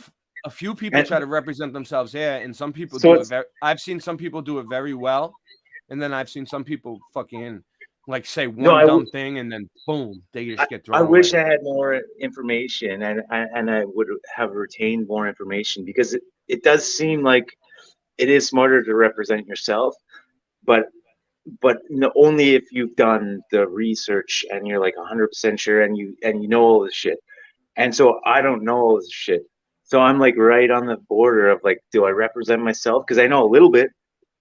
But like even when they say, do you understand? This is our judge. Da, da, da, da, do you understand? When you say you understand, you're saying you're actually saying when you like read the legal text. You stand under them. Yeah, they're above. Yeah, you. I'm standing under the fucking judge. I know. When it's fucking bullshit, so you should say like I understand that a different terminology, but like you gotta rehearse it in your head. You know that the judge is the only one that can really help you now. You know that, right? Like it's up to the judge. Like For real. It's not up to the fucking anyone else. The people that are prosecuting you, the cops. The final word is up to the judge. So you need to get on the judge's good side, dude. You got to look good. You got to shave, clean yourself, go in there nice and clean cut, get a haircut. I'm telling you, wear a suit, make yourself look good, dude.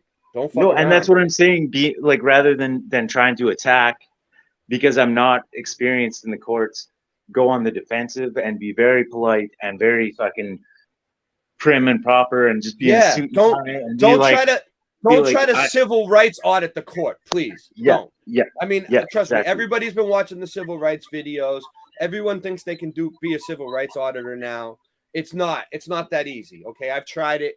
It's not, my friends do it. Okay. It's not that easy. They're smarter than me at it. You know what I mean? They're good at it and they still get arrested. You know, like, it's not really worth it. Like, to fight with them. Just fucking just try to beat the case. The best way to do it is to get a lawyer. That's the only way you're going to beat the case. Like, and well, no, that's what I plan on doing tomorrow. I want to go. It's not. It doesn't. It actually. You know, they might try to say that it makes you look guilty to discourage you. It might be like a game, because really it doesn't make you look guilty. It makes you feel safe, dude. It makes you feel like you're not going to go to jail. Yeah. The lawyers, and I think that's more on big trials, like. The lawyer's job is to make you not worry. No, small trials, they just charge you a few bucks. It ain't even that much exactly. Well, no, and with big trials, I think most of the videos I watched with like Cal Washington and all that shit, when they're fighting like these big cases that are fighting big things, they're like, if you're hiring a lawyer to defend yourself, they're like, you're pretty much telling them that you can't defend yourself, that you need the government or somebody to take your hand. Super Sidewinder said joining AA on your own would speak volumes. He's right. I've done it too before. When I got arrested and I was in trouble, I instead of going to jail, I went to a rehab program for like almost a year and a half. You know what I mean? And it was worth it because I went to AA meetings and everything else. I started an AA meeting that still goes on today. I got a lot accomplished. I did a lot in recovery. I got a lot done. I was like a leader in recovery. I went in there and I took that shit over. I was clean for a while, dude. I was Sober Cobra. You know what I mean? Sober Cobra. That was my name. Sober Cobra. No, man, I do. And I do blame it all. That's another thing we should take from it too. If anybody, it is all about drinking, man. None of this shit would have happened if you did go in for some kind of like counseling, or a therapist would help you, anything like that, a psychiatrist maybe, like so people that will speak up for you. Like I had therapists go to court for me before, and like with the lawyer, like I had a lawyer and a therapist. I had a whole team of people, dude, defended me. You know what I mean? Like I went in there with like 3 people, like a lawyer, a therapist, and like a psychiatrist, you know, a court psychiatrist that was on my side. They were like, they thought the court psychiatrist was going to like turn against me. They're like, all right, we need you to talk to the court psychiatrist to make sure you're mentally okay. I'm like, all right. I went and had a chat with the court psychiatrist. He was like my best friend in like 5 minutes. And then he went in and like, was like, yeah, he's fine. There's nothing wrong with him. You know what I mean? Yeah. It was awesome. No, but just a side note, man, drinking has been like a pain in my side for like years, for like 5 years. And that's been a pain in my wife's side. And I've been an Owen Benjamin watcher for years, for like 5-6 fucking years. I've followed that motherfucker forever. Yeah, that's why your name is Bearsworth. Yeah, man. And I'm not verified because it's supposed to be something Bear. Like it's not. You're not official. You're not official. Oh, I'm not official. But anyways, it doesn't matter. All right, but it doesn't matter. You're still a follower. You're fine. Yeah, I'm sure one day he'll make you official. Maybe, yeah.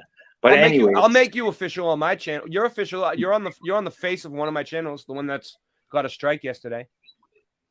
Yeah. They'll probably take it down soon. Don't worry about it. They'll probably take it down soon. You won't be up there. Anyways, he quit drinking like fucking like 3 years ago, and I followed him through it, and I wanted to do it, and I fucking thought about it, and I tried, and I tried. What do you want to be? You want to be official Mud Mob? You're official Mud Mob, okay? Hold on one second. Let me make it. This is what happened. This is how we make it official. You ready? Official Mud Mob right here. He's official. Okay. Official Mud Mob. You ready?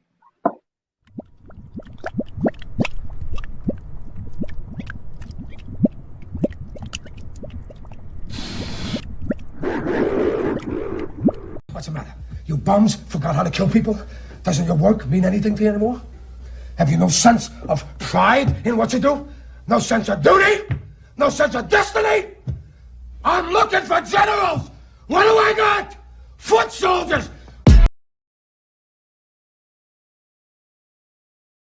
So it's official. You're official Mud Mob. So you're gonna change the name from Bearsworth to Mudsworth or what?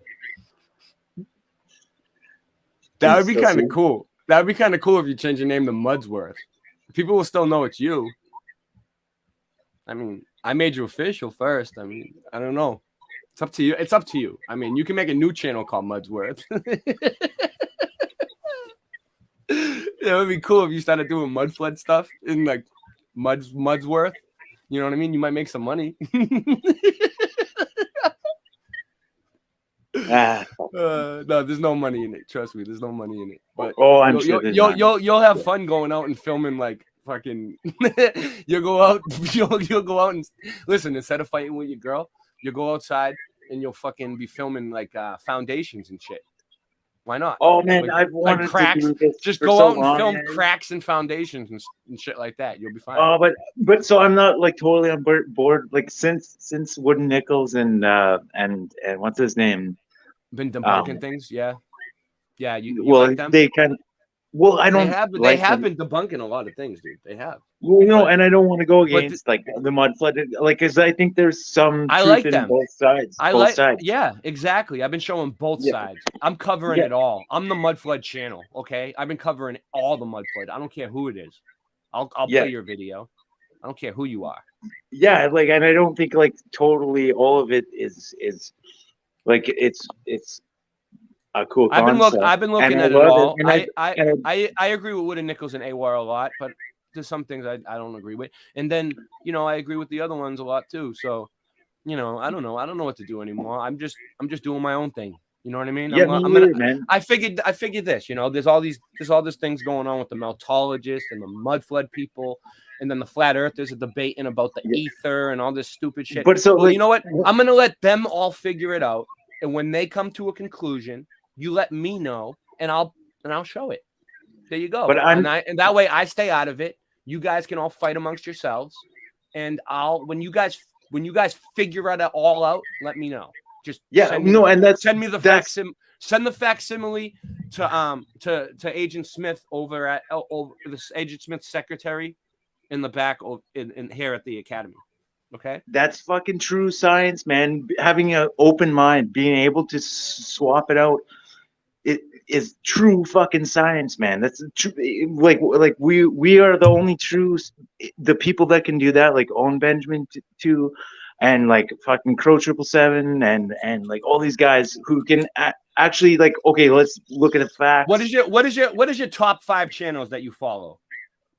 So you said Owen Benjamin, Crow 777. Who else? Who else do you follow?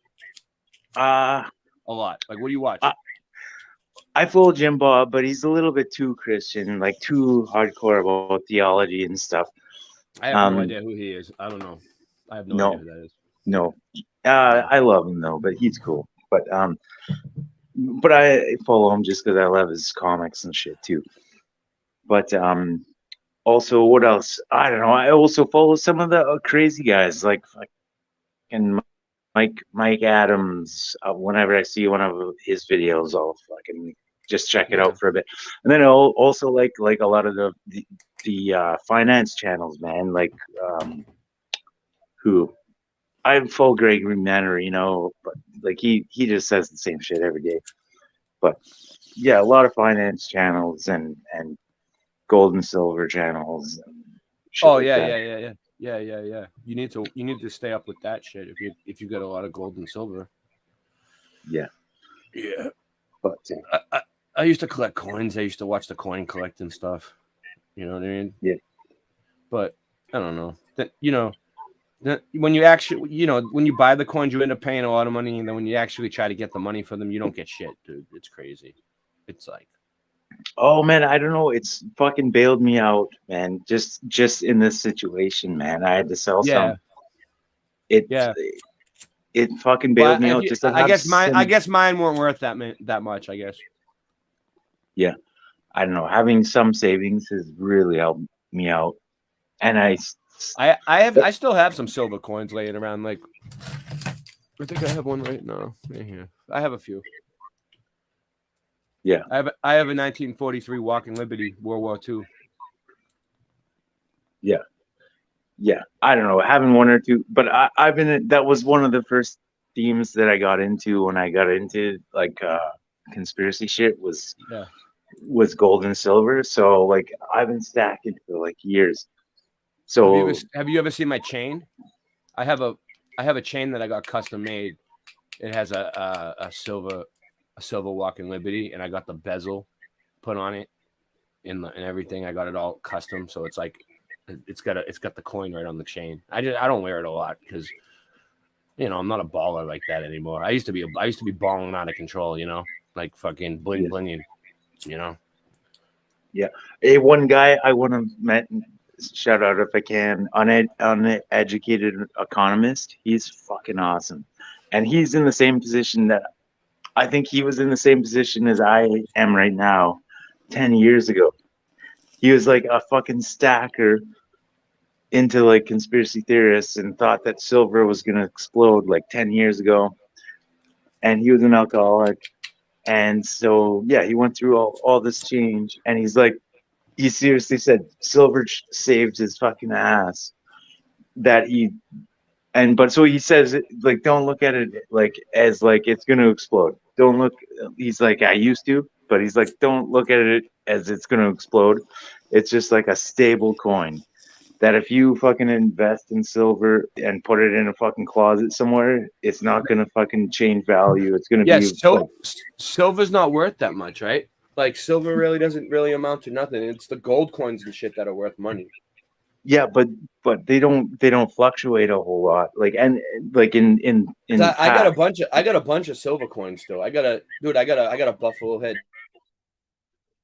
Yeah, man, silver is gonna save my ass here. Like, and it fucking pisses me off because I still kind of think that silver is gonna blow up. I still kind of do. I think, like in the back of my mind, I think that silver might be worth like in the next like year and a half. But like I don't know fucking shit. I just watch videos. But like maybe in the next year and a half, silver might be worth like $150 an ounce. Yeah, and it's only worth like fucking $20 an ounce. Does anyone else want to come on the show? I put the link out, but it might have disappeared by now. Yeah, I'll put it out again. Oh, we are live tonight. We are live tonight on Odyssey, Late Night Live channel, and Boston Ray Mudflood Adventures. 3 channels. Yeah.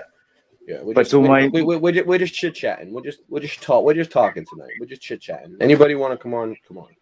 We just have a little heart to heart with Mudsworth here. With Mudsworth. Total Mudsworth. Dude, Mudsworth. I'm telling you, it sounds better than Beersworth, but you can do whatever you want. But you're official here. I don't know. Okay, you're official here. Fucking officially. Okay, so now You can call it. Hey, you can call it Bears Mud. You can call it Bears Mud. That would be kind of cool. Mudsworth. I like Mudsworth. Is there already a mud bear? I don't know. We got to start a list. I know how many. That's what I'm saying. There's so many of you. It's like I wouldn't know what name to pick. Yeah. There's a lot of yous, dude. There's a lot of bears, dude. There's a lot of people with bear names, dude. It's a whole bunch of yous. Yeah, man. It's such a like. I've never even like really talked to many of them, but like I can just tell from being around that it's amazing. And that's what needs to happen. That's what needs to happen is we all need to fucking make communities. Make little communities. Even if it's on the internet, man. Like even man, I don't even know you guys. I know you. You've been dude, you know what episode this is? This is like number 182. Do you know how long you've been here, Bearsworth? Oh, he's gone. He's been here since the fucking beginning, since like the first episode he's been here, dude. He knows the deal. Here, mosquito bites. Oh, someone's trying to come in. Device is not connected. I see you.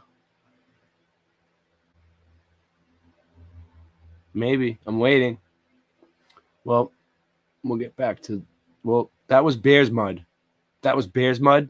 Mud Bear or Bear or Mudsworth, whatever he decides. Let me know. Let me know in the morning. All right. So, I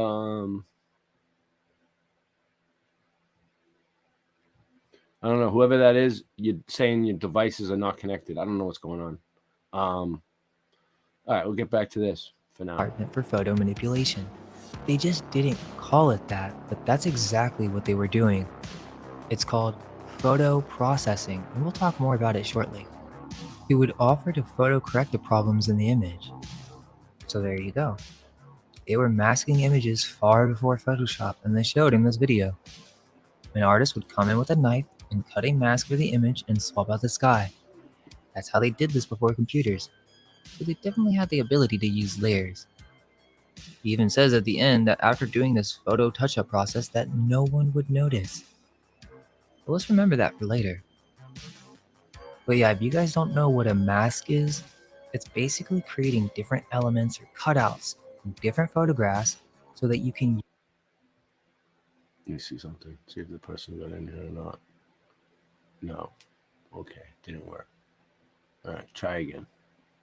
All right, let's see. Use them later in layers. I can make a mask of a building, right? So I cut that building out. Peace, Ryan. And then I can put it in any situation I want.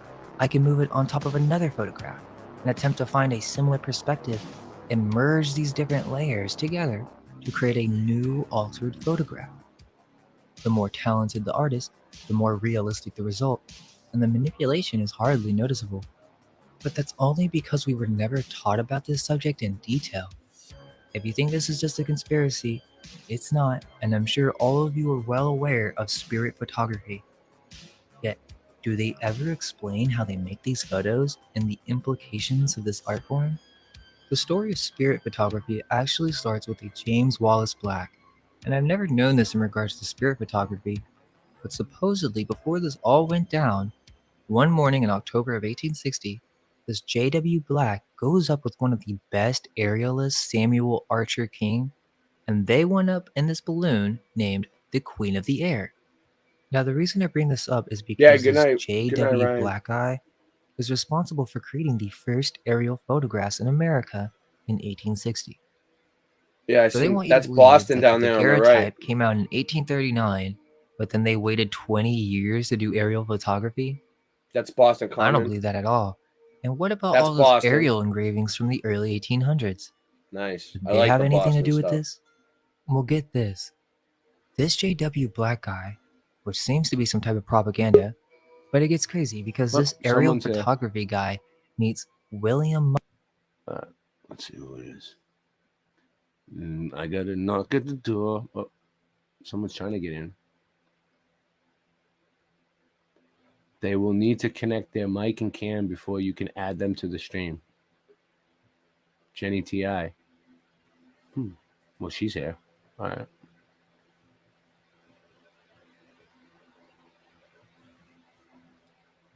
What's up, Jenny? How you doing?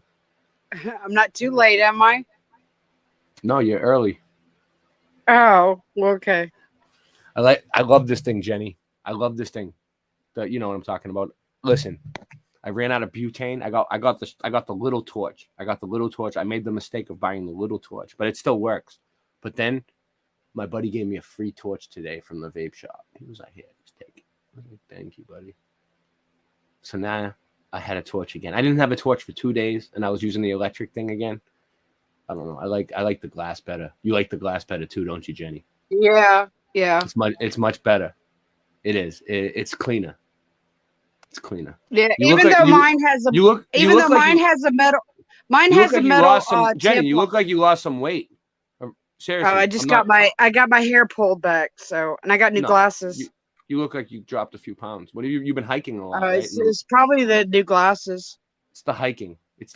You've been hiking your ass off. Well, no, because there's snow. There's been snow on the ground for a lot about of snow. 2 A lot of snow. How much snow? How many inches of snow did they say? It's not much. I mean, it's too cold right now to go hiking. So I haven't quite gotten. I'm starting to get used to it. Like my body's starting to acclimate. Oh, because you're in a But- higher. You went in a higher elevation, right? But no, I'm talking about the cold. My body's the starting cold. to You're not acclimate used to the cold. cold. Because you know why? When you're in the Yeah, hot I'm weather, not your quite blood there yet, your blood but gets I'm thinned close. out.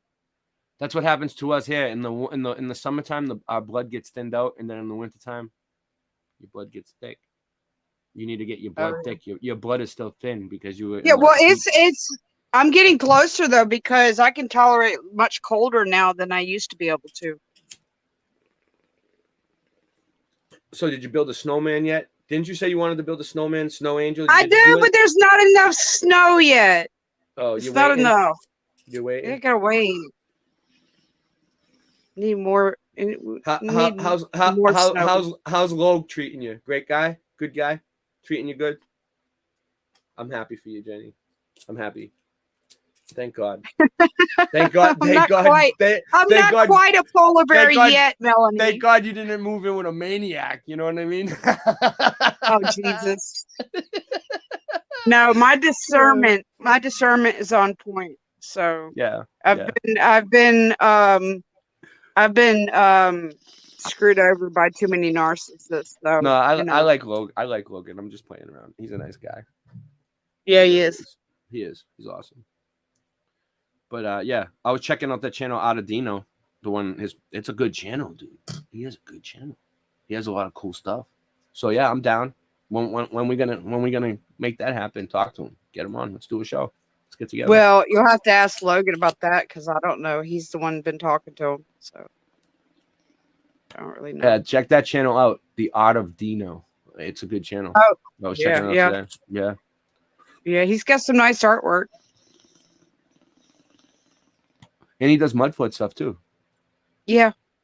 And what it was? I see Meltology stuff on there too. I seen a lot. He has a lot of content, a lot of stuff. He has a big channel. Yeah. But the artwork with the spin wheels and stuff, the mandalas that spin around. Should I bring it up? Let me bring it up. Fuck it. Why not? We're not doing nothing else. All right.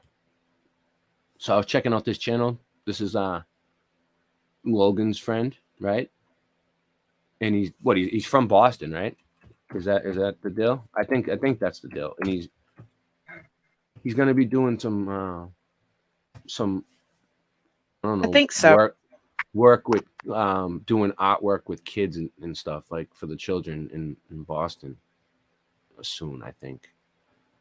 And I might get involved. I don't know. Oh, that would be nice. We'll see if he needs my help. I mean, I'm here.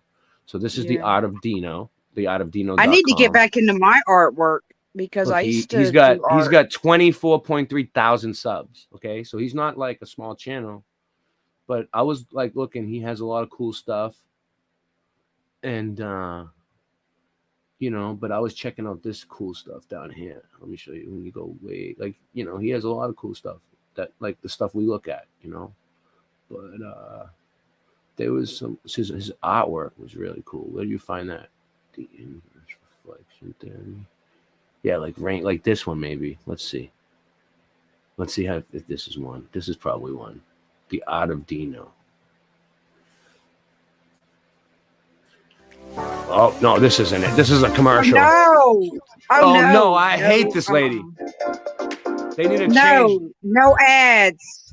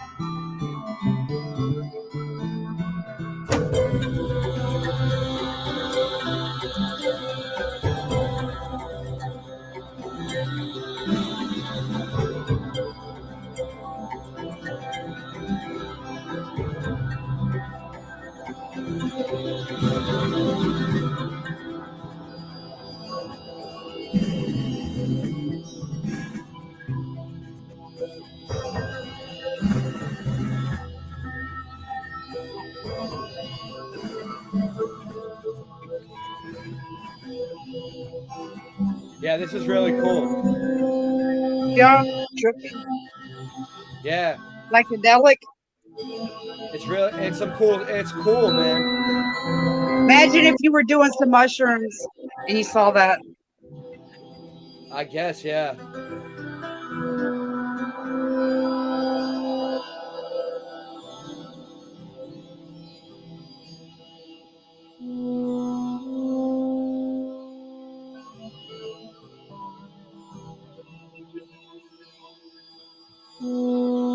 Pretty fucking cool. Pretty fucking cool. Let's see. Let's play another one. Fuck it. Let's see what else. Let's play another one of these ones. Here's one. Maybe. Spinning Mandela for midnight. These are spinning mandalas. Not Mandelas, mandalas. Cymatic patterns.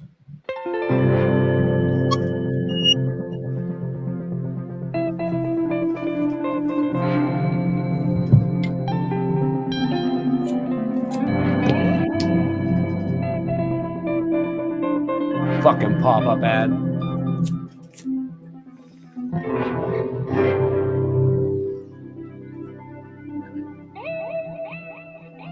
They actually spin it faster on the computer.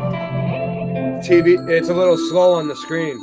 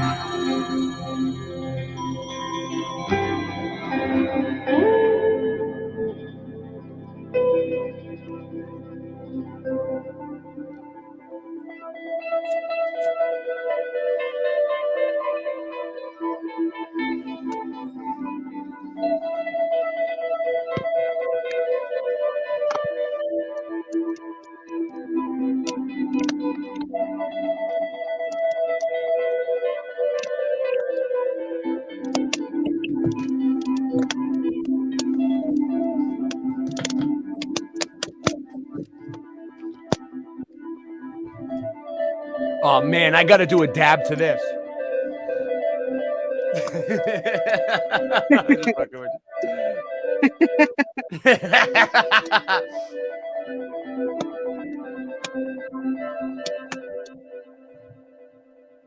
All right, let's get it. All right. I missed it. I missed out on it. I didn't get to do a dab while it was spinning. Oh well, big fucking deal. All right, cry me a fucking river. So back to Jenny. How we doing, Jenny? All right. I just had to put some more wood on the in the wood stove because it was about to go out. You see how I'm in a recording studio right now? Yeah. I'm getting ready to jam my ass off, dude. That's why I'm pre-gaming. Hey, check this out. I got all the computers fired up. I got everything hooked up. What do you got? Wood stove. Is that cool? I never had one. What do they do? Just to heat? Yeah. Just for Look heat? at all this wood. Look at all that wood. That's a lot of wood. That's a lot of wood. Yeah, that's all kindling that I chopped up. He got you chopping up the kindling now? He got me doing it. I do it because I want to. Yeah, all right. He got you chopping up the kindling. No, girl. I do it because I want to. It's fun. I can get out like I've got decades. What are you using? A hatchet? Listen. Using a hatchet? Are you trained to use a hatchet?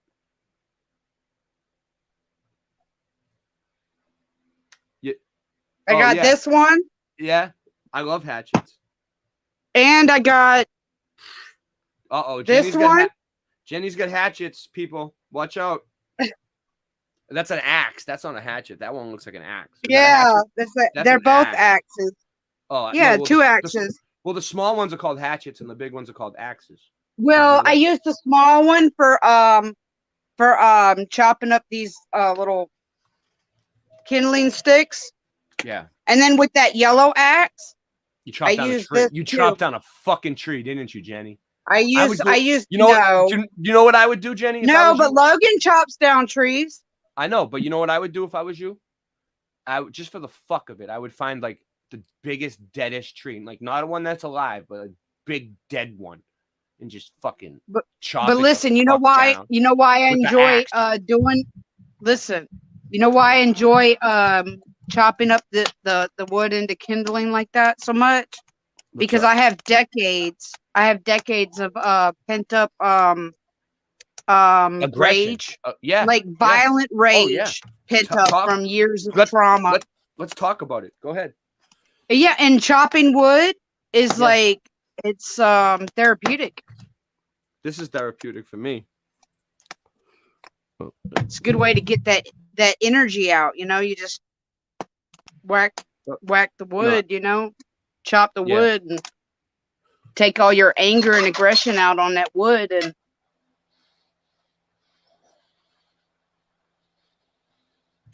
Therapeutic pruning. I wouldn't call it pruning. It's like this firewood.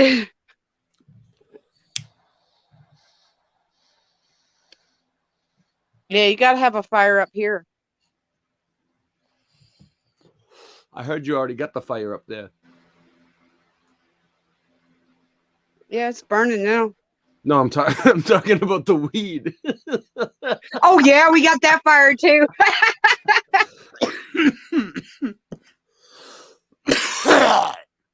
How you guys like that cough? Hey, check out this. That's a dab cough. That's a dab cough right there. Want to hear another one? Yeah, what's up? Look, Ray.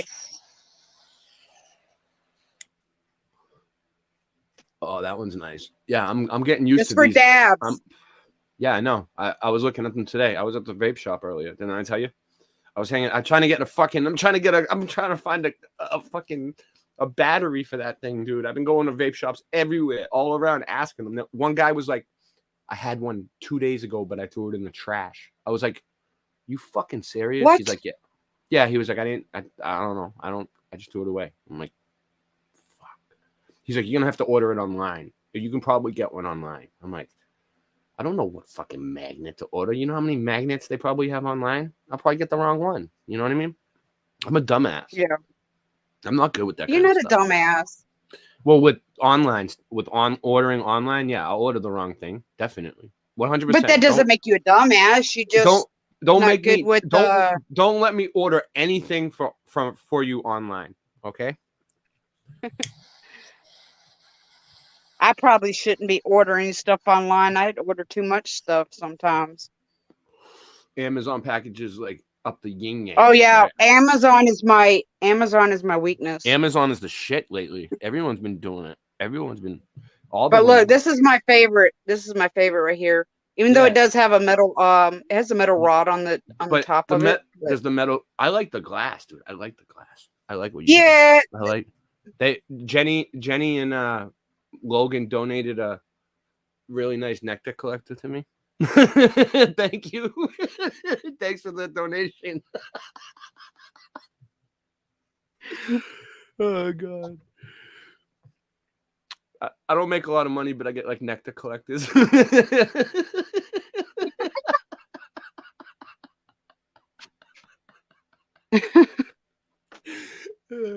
I get like nectar collectors, like packs of cigarettes, but I don't even smoke that much cigarettes. I try not. You know, every once in a while when I'm out, I might have one with people, or 2 or 3. Sometimes I smoke like 6, but I don't want to start smoking a pack a day again. You know what I mean? I used to smoke like a pack and a half and Newports a day. No, I can't do that again. I was smoking about a pack a day, but I think I feel like I've cut back a little bit, but still smoke too much. Yeah. Well, what can you do, Jenny? Nectar collector, Melanie. She says nectar collector. Yeah, nectar. It's a nectar. I say nectar. Nectar collector. You say what? How do you say it, Jenny? Nectar. Nectar.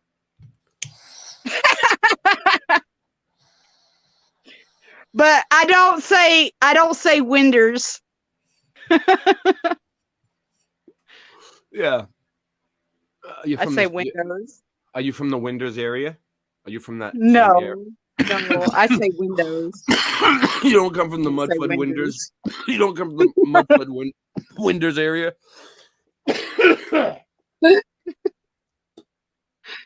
You know, I don't know. Some of those. They said some of those photos in most of those photos are his in the presentation I've been showing. I mean, he's all right. I guess he does. He has some more. He got some good photos. Oh yeah, he's got some good art too. Whatever. I'm over. I mean, it. he's got me. He's got me thinking about it.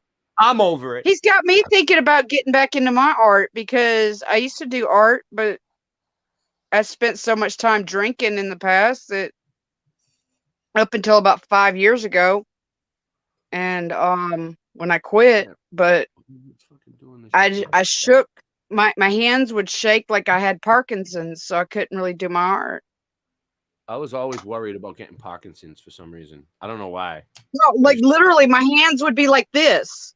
Is there like a disease? All the time. Is there like an official disease fear of getting Parkinson's? Like I don't know. No, I'm just saying that's how my hands shook. I think I had it. I didn't have Parkinson's. I said I shook. My hands shook like that. Yeah, like when I was drinking, like they shook so freaking bad. I used to see Michael J. Fox on TV, and I used to be like, I hope that never happens to me. I hope it's lighter. I hope, dude, these torches don't last long. I need to get some butane. That's what I need. I need some butane. Let me see if I have any in the back. They might have some. I can show you what you need to get. I'll show you what you need to get. Hold on, Secretary, can you please send down to the Studio 4 a bottle of butane? Thank you. All right, we'll see what happens. We'll see if a secretary comes through the back door. So, oh God, oh yeah, I'm wearing my fiance sweatshirt. So what? It's freezing. Look, this is what you need, Ray. Oh, hold on. There's not enough light right here. But what's up? I'm gonna show you. I don't know if you can see it yet. What is it, Jenny? What do I need? You need one of these. Is it liquor? I No. don't drink. What is it? Oh, a rail torch. I'm afraid to use one of those. I can't have those around here. I have kids. Propane. I can have it here. In Oh the studio. yeah, right, I can have it here in the studio, but that's just too dangerous for me. Yeah, well, at least from the studio, you can have it. There yet. I'm just not. It's a yet. It's a yet, Jenny. I'm just not that far yet. You know what I mean? It would be good for the studio, for sure. Yeah. But yeah, definitely not around children because these things are dangerous. Dangerous. Danger. Danger, Will Robertson. Danger. Watch yourself. So, I don't know. You know, I don't know what the bigger picture is. I don't know what the story of life is. I don't know what to tell you people. I have no idea what's going on. All right, anyway. I love it. I don't know what day it is. I don't know what year it is. Are you serious? Wow. Uh-oh. Oh no. What's up? Oh no, it didn't sound good. Whatever that was. Oh, okay. What's up? I was trying to pull down the notification bar thing, and I did something wrong, but it was fine. Well, I'm gonna play the video again that I was playing with the picture. Wait a minute. Today's Thursday? Is it? I have no idea. Yeah, like I thought, dude. I thought it was. I stopped. I thought it was going on Wednesday. I stopped keeping track of time when I realized it was just a man-made construct to control us. I just go on my time now. I told Logan wrong earlier. He's When I like, originated. he's like, When I is wake it up, I Wednesday? wake I was like, up. no, it's Tuesday. And he was right. It was Wednesday.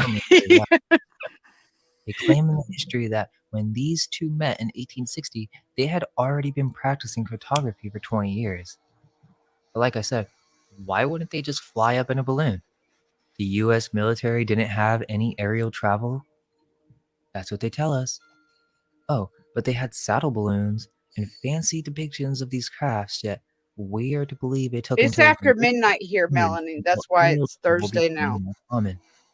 Supposedly, Black was a true believer in William Mumler's ability to capture images of spiritual beings, and I did not believe that for one moment.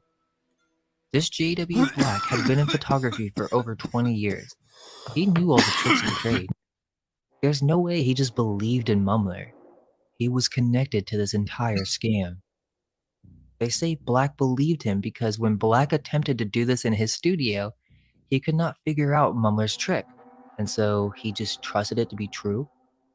It doesn't make that much sense because he would have been fully aware that before the glass negatives were used in 1859, that all spirit photography was exposure-based, proving that they had mastered the art of using exposure to manipulate photos. Then in 1859, according to Wiki, the glass negatives began to be used, and this is what allowed for making double images. Now, all of a sudden, spirits began to regularly appear in these photographs. And the interesting thing is that many people believe these spirit photographs to be true till this day, because many of us do not understand the processes that were used to make these photos. So Wiki says 1859, these glass negatives came out and they could make double images. Well, that's not necessarily true, because in 1857, one of the earliest composited photographs that they'll tell us is called The Two Ways of Life from 1857 by Oscar Gustav Rylander. And we'll come back to Mumler and spirit photography in a minute, but I wanted to make sure that you thoroughly understand what we're talking about when we say early Photoshop. Like I said, there really isn't that much information on this, to the point where people don't even know the correct terminology. These early composites have a name. They are called Victorian photo montages. If you look up photo montage, it will tell you about the two ways of life. I actually learned about this in compositing class at school, but if you go look at the page, they won't tell you how many negatives were used in Two Ways of Life on the wiki. And it wasn't just a double image. Two Ways of Life used over 30 glass negatives combined to make this epic photo montage, or what we now call a composite image, Photoshop. This is a very interesting history because it's not well known, and this is 1857. This is before spirit photography. It's also the most controversial photograph, but they never really explain why. On the wiki for photo montage, they'll show you a few examples with pictures, the ones that people probably have heard of, but they're not going to give you a full breakdown. Most art historians know of these famous composites, but it actually continues in the text explaining that these photo montages were used in Montreal to commemorate large social events that could not otherwise be captured. Okay, so faking photos, and then they would create fake postcards, just like we learned earlier. But not just for memories, for propaganda as well, as during World War I, photographers from Europe began producing massive amounts of postcards showing soldiers on one plane and lovers, wives, and children in another plane. It also continues to say that these early photo montages would consist of photographic elements. Whoa. And listen carefully. Superimposed watercolors, or in other words, paint. Paint. So Wiki's telling you that they would combine multiple photos to create composites, and they would paint on them as well. Interesting. This continues on throughout the early 20th century. The name photo montage didn't really come until 1916, and I think this is a cover name because it gives the impression that it was just a cut and paste, kind of like a collage or something. But no, this was more accurately called photo processing or photo manipulation, which would involve not only correction, but they would integrate multiple negatives of other photographs in order to tell the story that they wish. They were using these throughout World War I supposedly, They want you to believe that it wasn't until 1920 with Hartfield that they began using these to tell a story, or in other words, propaganda. They were using photo montages, over 240 during the Nazi period, to use as a weapon against fascism in the Third Reich. So like I said, they want you to think that photo montages are like Hannah Phil's work, some kind of creative collage, when the truth is, these are just the obvious ones. What about the ones that were not so obvious? This was used in Russian propaganda as well, with artists such as Eli Lissitzky, Alexander Radchenko, and Gustav Klutzis, and Valentina Kulangina. Seems to me that they had this process fully mastered by the 1920s for the use of propaganda. But what about before? For example, did you know that one of the most famous paintings of Lincoln is actually a composite which places Abe's head on the Southern politician John Calhoun's body? This process of photo manipulation dates back to the 1850s, and it was used to trick people just like we use Photoshop today. And they could do this by adding negatives in a wet collodion process which would allow them to extract and mix multiple negatives together for a final image. This photograph is titled General Grant at City Point. This is a montage or a composite of several images and does not actually show General Ulysses S. Grant at City Point. 3 photos provided different parts of the portrait: the head from Grant at his Cold Harbor, Virginia headquarters, the horse and the man's body from Major General Alexander McDowell McCook, and the background from Confederate prisoners captured in the Battle of Fisher's Hill, Virginia. This photograph is dated 1902. We were told that the camera never lies, right? Well, it turns out that studios have been doing photo montages since the 1850s, possibly earlier, and they could combine up to 30 different negatives. That's crazy, right? Here's a great example. Yeah. Known. In 1871, Ernest Eugene Appert faked photographs of the 1871 Paris Commune massacres. Well, it turns out that he was a French photographer known for having produced a series of faked photos titled Crimes de la Commune, meant to discredit the communards protesting in the Paris communes of 1871. He actually has many works, so we know that one's faked, but what about his other photos? Wiki doesn't really say anything about them, but look at these. Some of these are more obvious than others, but you can see how amazing this art form was in 1870. They could create entire scenes to tell whatever story they wanted to tell. Massacres, large crowd gatherings. This is pretty insane when you think about the implications of 1870 propaganda having composited or photo montages, Photoshop. I mean, how can we trust anything that these elite figures give to us? Well, there's more. But one of Stalin's most famous photographs is actually a fake photograph. It's called the Commissar Vanishes. He's doing the hidden hand. You can see that there is an officer to the right of the photo that they took out using old world photo manipulation. This is in 1920s, so no computers at all, yet they had mastered the ability to completely remove people from photos? That's crazy. Stalin used a large group of photo retouchers to cut his enemies out of supposedly documentary photographs. Unquote. So are there many more of these photos? They never really talk about this process either, right? Like you'll see them talking about this photo on the History Channel, but they won't go into the history of old world photo manipulation and what other photos could possibly be faked. They just want to cover this so that you think that the bad guys or the fascists were the ones using this stuff for propaganda, right? But as most of you know, who do you think was funding World War I? That's a long story, but yeah, they definitely had mastered this ability by the 1920s. Quote, it's thought that Stalin's obsession with photo doctoring consisted a mini industry in the USSR. Publishers were contacted by Stalin's minions and told to eliminate the enemy du jour from upcoming photos, and they did. According to design historian David King, who uncovered thousands of doctored photos in their original versions, the work was not performed in one location or even through an official ministry. End quote. So the question is, did this industry exist before the Soviet Union? Also, in 1937, there's a photo of Hitler and one of his original allies that then turned enemies was taken out, but I thought it was a great example of how they had a clone tool or the ability to in-paint and remove objects and then insert the appropriate background. That's some pretty advanced editing, especially with the grass and trees. But let's continue with Mumler, and then let's look at some more examples of early Victorian composites or photo montages. Well, now we can see that this whole story that J.W. Black truly believed in Mumler is complete BS.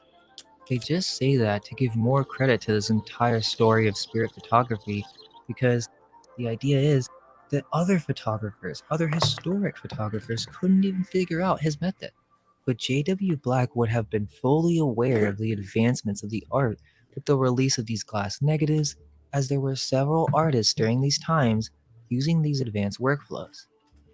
He must have considered it as a possible solution to the Mumler mystery. But the story goes, he sends his assistant over, Horace Weston, to Mumler's studio, which was conveniently just a few blocks down from Black's studio, and that his assistant was to go to Mumler's studio and take notes, but do not say that he was Black's I'm going to try to assistant. make myself a cup of coffee. So this Weston Give me a guy second. I'm goes gonna let over this to play, Mumler's though. I'm gonna studio let to this take play. the photo, and it comes out to have his deceased Jenny? father in the photo. Jenny, So it's Weston, your show. It's who's your Black's show, okay? assistant, I'm going to make a cup of coffee. Black It's your show claims for to now. have been taught All right, photography you run the best, show. RSO coffee? and it was a miss. No, I ran out of Weston would RSO. know. Oh, So after damn. Mumler took this Yeah. photograph and Weston saw his deceased father, he said, quote, "All I can say to Mr. Black," he said to Mumler, admitting that he'd been sent there on a mission, quote, "is that I have not seen anything different from taking an ordinary picture." Now, this is ridiculous because the process is not done when the photo is taken. It's done in the darkroom, and the news promoting this stuff knows that most people do not know that. So, people automatically assume that this was some type of practical effect, when it's not. It's pretty simple, actually. It's just multiple negatives combined. Which I'm not saying it's not possible to do some type of thoughtography experiment, but these early spirit photographs are blatant fakes. And we know that this is connected with the photographer who took the first aerial shots of cities in America. Then there's this whole story how Black came back to Mumler after this and was like, okay, I want to see the whole process. And that he watched Mumler actually prepare the negative and bring it into the darkroom. So Black doesn't notice anything suspicious, but weirdly, Black was supposed to be a skeptic. Then out of nowhere, Black is like, you know what? I want you to go ahead and finish this process yourself. You go develop the negative. I'm not acquainted with working with your chemicals and I might ruin it. So Black just leaves him alone. And then he adds towards the end that, quote, "you're not smart enough to put anything on that negative without my detecting it," end quote. Then Mumler said, "I am well aware of that." So Mumler pours his chemicals on the plate, and then I guess after doing this secret process, he hands the negative to Black as he watches the photo develop with a man that appeared leaning on his shoulder. Black was so amazed and said, "Is it possible?" Well, what I think is two things. Either one, Black was in on this whole process, and they were developing a scam that was going to make them millions. Right? They're selling photos of supposed real dead relatives. Think about how much people would pay for that. Now, the other option is this Mumler character developed some secret technique for merging negatives unknown to other photographers at the time. Possibly some chemical method in which he would temporarily bring another negative he had and project that photo onto another plate using chemicals, kind of like an old tracing device. This would then leave no evidence on the plate, and future generations would have no idea how the photo was made. There's actually a video where they try to replicate it, but no one knows Mumler's secret process. Just think about that. Mumler was one of the greatest hoaxes of the 19th century, and it worked. People believed in this because it was such a new technology. Well, that's what the mainstream historians will say.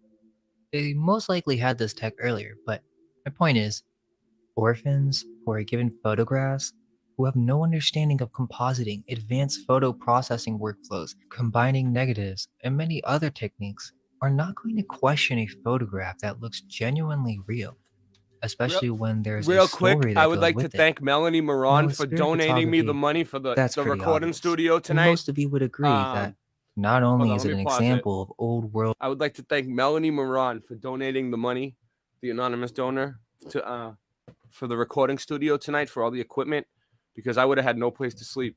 Thank you. photo manipulation, but an old world lie, a hoax. But how deep does this go?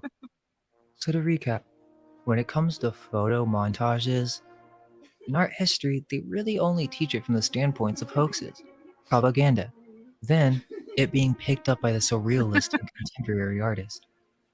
They may mention a few famous early composites as the two ways of life, but they don't really talk about other figures like Gustave Le Gray, which is the origin of the sky swap. I'm sure many of you are very familiar with the vanilla skies phenomenon, as this can be clearly seen in many old photographs. And there are even skeptics who say that the explanation of this is simply due to the nature of the visible light spectrum, that reds will come out darker and blues would show up as brighter. This is actually true, which really leads people to thinking that, oh, well, I guess that's it. I guess old photographs were just overexposed and had vanilla skies because that's just the nature of the emulsions used, but two things can be true at the same time. Meaning, this is an issue, right? This is a problem of vanilla skies. It's interesting because this whole argument that blues were overexposed actually proves without a doubt that they were using photo manipulation from the start to deal with this issue.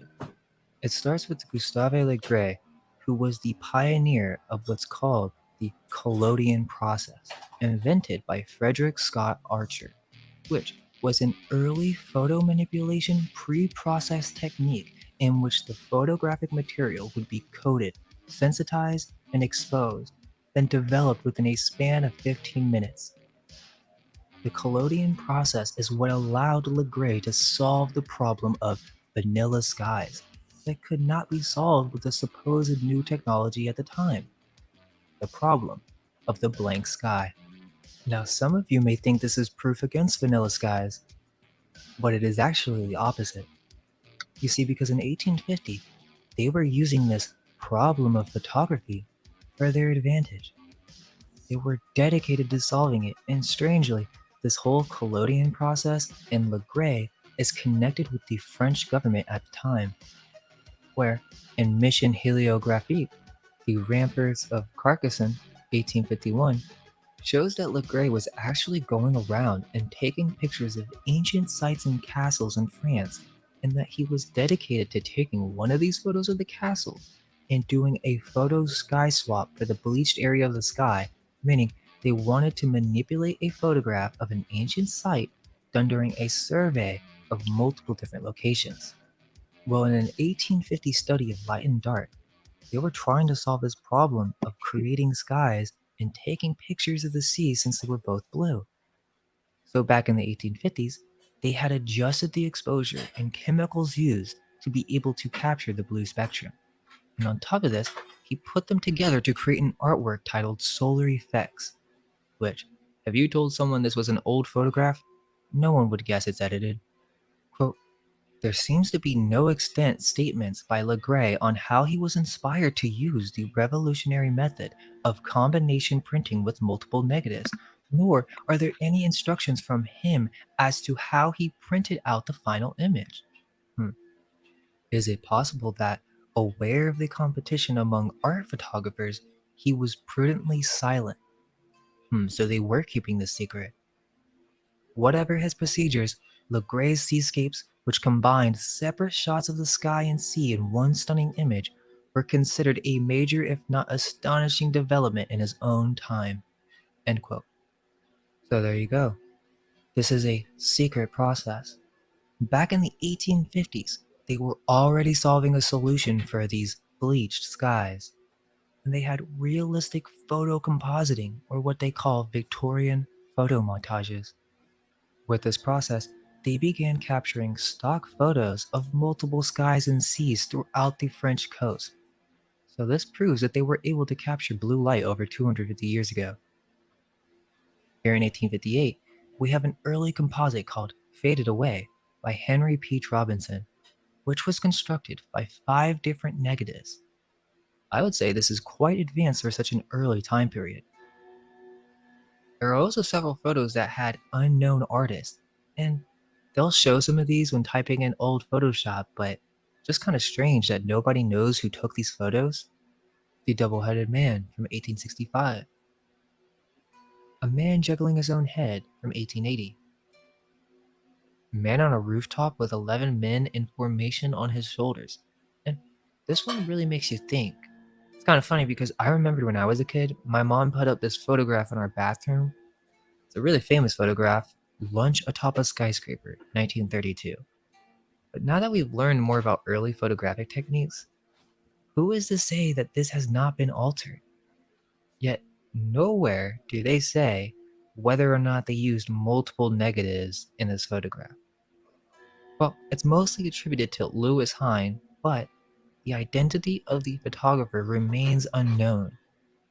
This is literally referenced as being a piece of American history, but they don't know who the photographer is. Notice the faint glow or halo around the people. Is this a photo montage? Think about it. They started figuring out that they could produce legendary, amazing photographs and then claim that they're real. Think of the implications. You don't think robber barons, wealthy capitalists, and these elite politicians were aware of this? I think they were well aware of it. So much so that it was an entire industry. Now, before we continue, let's have an understanding of the different types of photo processing, which each one is unique and yields different results. Photography is simply a chemical technology. You have a plate that can be a variety of different materials. Older ones were metal or tin, and then came the glass. These plates are coated with chemicals that then react with light. Using different chemicals and different plate materials would produce a variety of different effects. Here are some photographic processes that have been essentially forgotten. The heliograph, the holotype, calotype, Phys autotype, colotype, cyanotype, daguerreotype, ferrotype, ambrotype, carbon print, albumin print, and carta de vista, but there are many more, and others that were kept secret as they had this technology to assist engravings with copper plates. Now, most of you know about tintypes because they have these at the fair. They're thought of as being much quicker than the other types, and so not much is needed to be done in the studio, but many of these were actually altered to create composite photographs. Tintypes and ambrotypes used this early wet collodion process in order to capture an underexposed image that they would then treat with chemicals to be treated as a positive instead. So this negative, treated as a positive, would be put in front of black paper to create ambrotypes. And then for tintypes and ferrotypes, it would be a black lacquered metal. So they don't say this is a manipulated image, but the sky is very clear, and in this tintype, it's from circa 1900. They also had what was called a photographic fixer, in which they used potassium cyanide to obtain as light-toned an image as possible. This was a way to fix overexposed images as well to make them more stable and prevent fogging. Tintypes were actually first called melanotypes. Crayon and chalk portraits, thickly manipulated images that appear to be a cross between chalk or crayon drawings. Japanese photographs in the 1860s all went through a tinting process. Many of these are extreme quality, but what it shows is how much processing went into making a photograph, even to the point of them being a staged artwork. The process of doctoring photographs has existed since the dawn of photography. Yet, are we not going to discuss the ethics involved with such a powerful tool of propaganda? Remember, these early photos are historic records in many instances. We do know that they had retouching studios that would go through the process of de-aging, similar to modern-day social media filters. They could do this before the 1900s, and they could clean or remove anything that they wanted. I think that's the base concept for Vanilla Skies. That these photos show signs of early tampering. And it doesn't really matter that there were some photographic processes that overexposed the whites because, as we learned, they had other processes to accommodate them.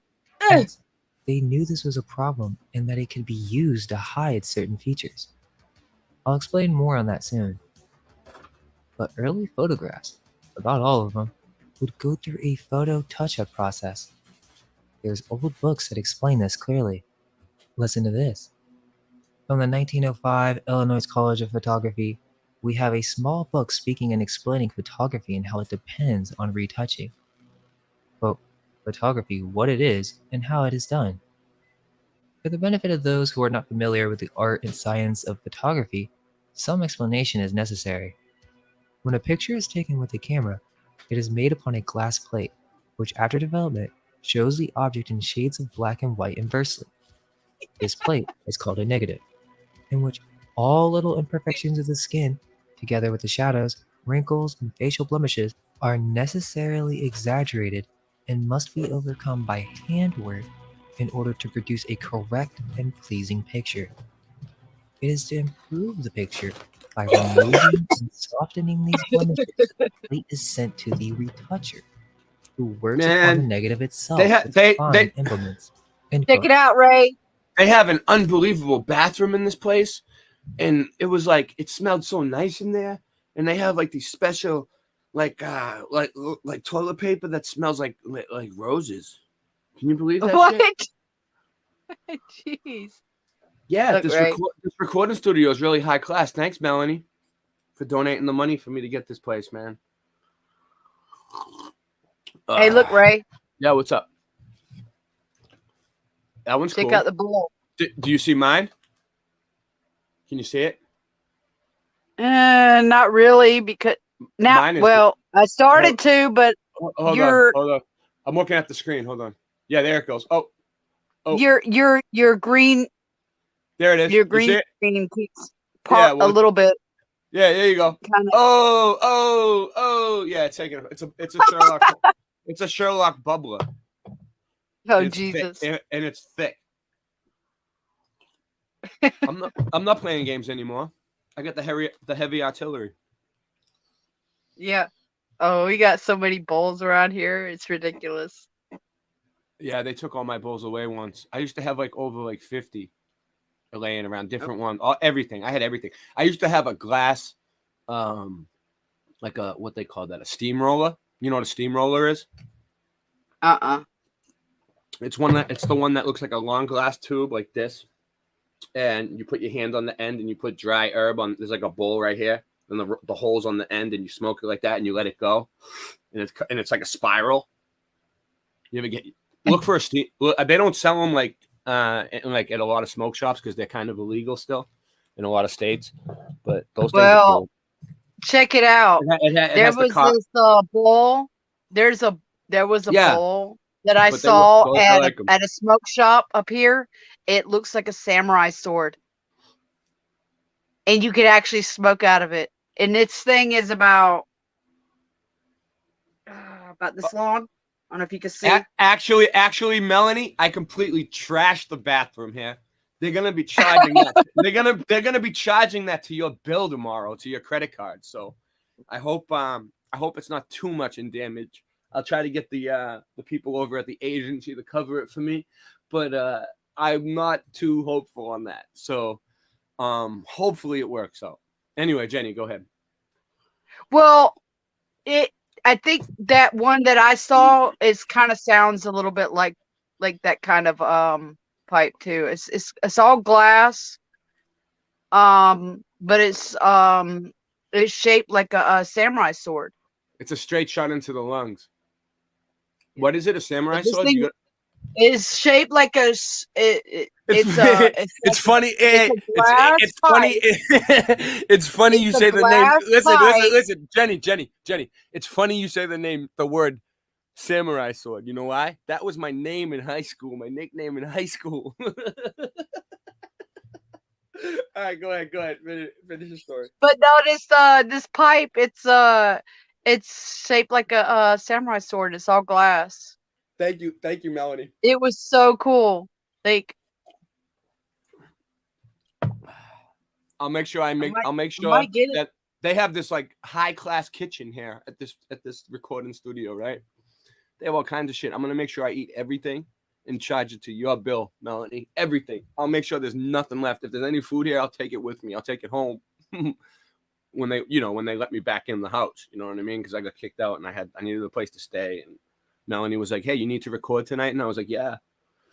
And she was like, "I'll be the anonymous donor. I feel bad. I don't want you to sleep outside in the cold. It's like 20 degrees out." So Melanie put me up in this nice recording studio in downtown Boston, underground somewhere. Emerson College. No, I don't know. And you know what? I'm loving it. I'm loving it. she said, I thought it was Sober Cobra. Sober Cobra. Sober Cobra. Yep, that's me. That's what I was. Sober Cobra. Nice to do the tongue. Hey, what's up, Bill Miller? What are you doing tonight? You didn't miss anything. Hey, Bill. What do you got for us? We're just not doing nothing tonight. We're just hanging out. We're just chit chatting. I'm playing some Mind Unveiled. There was some pictures from Stuffed Beagle in here. I think a lot of them were from Stuffed Beagle, actually. But you know what? Bill, I'm over it. I'm over it. You know what I'm saying? I'm over it. I am over it. Emilio's man, what's up? Machine Head 69, what's up? Bill Miller Flip, what's up? Melanie Moran, what's up? So yeah, me and Jenny are just having a little chit chat. You know, I was playing a little. Yeah, smoking a peace pipe too. Smoking a peace pipe, smoking some dabs, taking some bubbler rips, and Flat Earth Farms, and yeah, it's everywhere. And I'm drinking a coffee that listen to this. My coffee maker broke. All right, I have one of those Keurig machines, right? Jenny, all right, I'll wait. I'll wait for you to catch your breath. Okay, so you know those Keurig machines, the ones that you pop to make the coffee, the Keurig. You know, you pop the cartridge. We got one. Yeah, I have one too. Yeah, right? We got a small one. I have a big one. I have like the good model, like one of the good ones, right? Well, actually, the littler ones are better. I've had the bigger one, and now we have the little one. The one that makes espresso There's pods? problems with the big ones. Yeah, so this is what happened, right? So the other day, I've had it for probably 10 years. Maybe like 6 years. Anyway, it worked great. I like it. But sometimes it doesn't make the coffee hot enough. Sometimes the coffee seems fake. I don't know. So the other day, I got these pods from fucking Whole Foods, like the Whole Foods brand ones, right? And they're like, dude, they make the plastic like way too thick on the bottom, dude, right? Like way too thick. Like you can't pop the fucking thing, right? So I'm sitting there trying to fucking pop the fucking coffee machine. And I even poked a hole in the bottom of the fucking thing myself. And I got one of them to work. And then the second one broke the nail, dude. You know the nail that's inside that pops the fucking pod? Jenny? Yeah. Yeah, it busted it right off. So I had to order a new piece. So you know what? I didn't have nothing. I had coffee, but I didn't have no coffee maker. So you know what? Singe Man taught me how to make coffee on the stove. Have you ever done it? Cowboy coffee, yeah. Or Turkish coffee. Cowboy coffee, but I don't have that many. I do have grains at the bottom. I guess it would be called cowboy coffee. But Singe Man was like, do it like a shaman. He's like, you got to stir it over 100 times. Counterclockwise. Oh, right? that's Turkish. He's talking about Turkish. And you gotta think good thoughts. You're like, this is gonna be the best coffee ever. That's Turkish coffee. I'm gonna have the best day today. And you gotta put like good cymatic patterns into the water while you're brewing the coffee. And then you do that for like, I'm telling you, I think I like it better than the coffee machine. Yeah, I love Turkish. Turkish coffee's my favorite. I dumped it through a napkin for the filter. You can do that, or you could just strain it through one of those mesh strainers. I put a napkin inside a strainer. What do you think about that? Oh, that's like that could work. Coffee on the stove. Yes, yeah, we are. We're broke. We're not the rich ones. We're not the ones that are making the money on YouTube. I can tell you that much. All right. So they had this art mastered, entire colleges dedicated to this profession. Let me show you some examples of what they could do. Well, I think most of you have heard about the de-aging, but they had a process that was called etching, that an artistic photographer could come in and manipulate the negative. Thanks, Melanie. It's interesting because you can't find detailed explanations online on what this is. We know that they will retouch photographs with paints Instant and coffee? airbrushing, which is a term they I don't know, Bill. I heard if you drink a lot of them, the Folgers crystals, you can like hallucinate. I don't know. I don't really drink it. Like I never tried it. Instant coffee. Maybe I did. I don't know. Does it work? Is it getting you off? Is it working for you? Or is it a piece of shit? Today my buddy bought me a cup of coffee from Dunkin' Donuts. I was psyched. And he bought me 2 donuts. I was like, I only want 1 donut. He was like, get 2. I was like, some instant coffees are I was okay. like, you're making me fat, man. Dude was making me trying to fatten me up. still He's like, you need 2 donuts today. today. But they were doing this Like since I like beginning of the Folgers Black Silk They're instant actually coffee. more difficult to Well, notice. I know for a fact. And the Nescafe. I know for a Nescafe is fact. my favorite. Singe Man was pissed like this morning or yesterday because he rode his bike all the way. Poor little Singe Man. He rode his bike all the way to the store, which is like 150 miles away, to get coffee, and all they had was instant. And he bought it, but he was pissed. He was like, "Oh, they had fucking instant. I fucking hate instant." And he was talking about how bad instant coffee is. So I don't know. Good luck, Bill. Well, most instant coffee is pretty gross, much. but the Nescafe instant coffee is good, and the Folgers Black Silk is good. Actually, based on an Is older it Nescafe and Fold? All right. So the Jenny's 2 recommended brands of coffee are Nescafe For instant. For instant. Go ahead. Tell them one more time. Nescafe and the Folgers, I think it's Black Silk or something like that. Instant. We are Instant coffee. We are now sponsored by Nescafe and Folgers. Let's go. I wish. I wish too. Then we probably would maybe making money. Entails. Quote, But those are the only ones that I like. The other ones are gross. or by means of the etching knife, which is a very sharp steel But blade, really, I'd rather have real will be coffee. shaved or scraped in proportion to the amount required to be It's called removed. legal. Thus, highlights are Well, reduced, That sounds shadows pretty accentuated, righteous, unrighteous. objectionable portions removed, and detail produced where the opacity of the negative was so strong as to destroy it. No, that's still not really explaining it.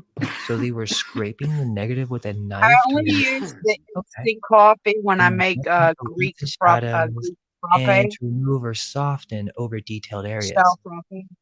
Yeah, but not only could they remove You have to use coffee to instant make it coffee for that. harder, It's similar to Dalgona coffee. It was editing from and what I heard.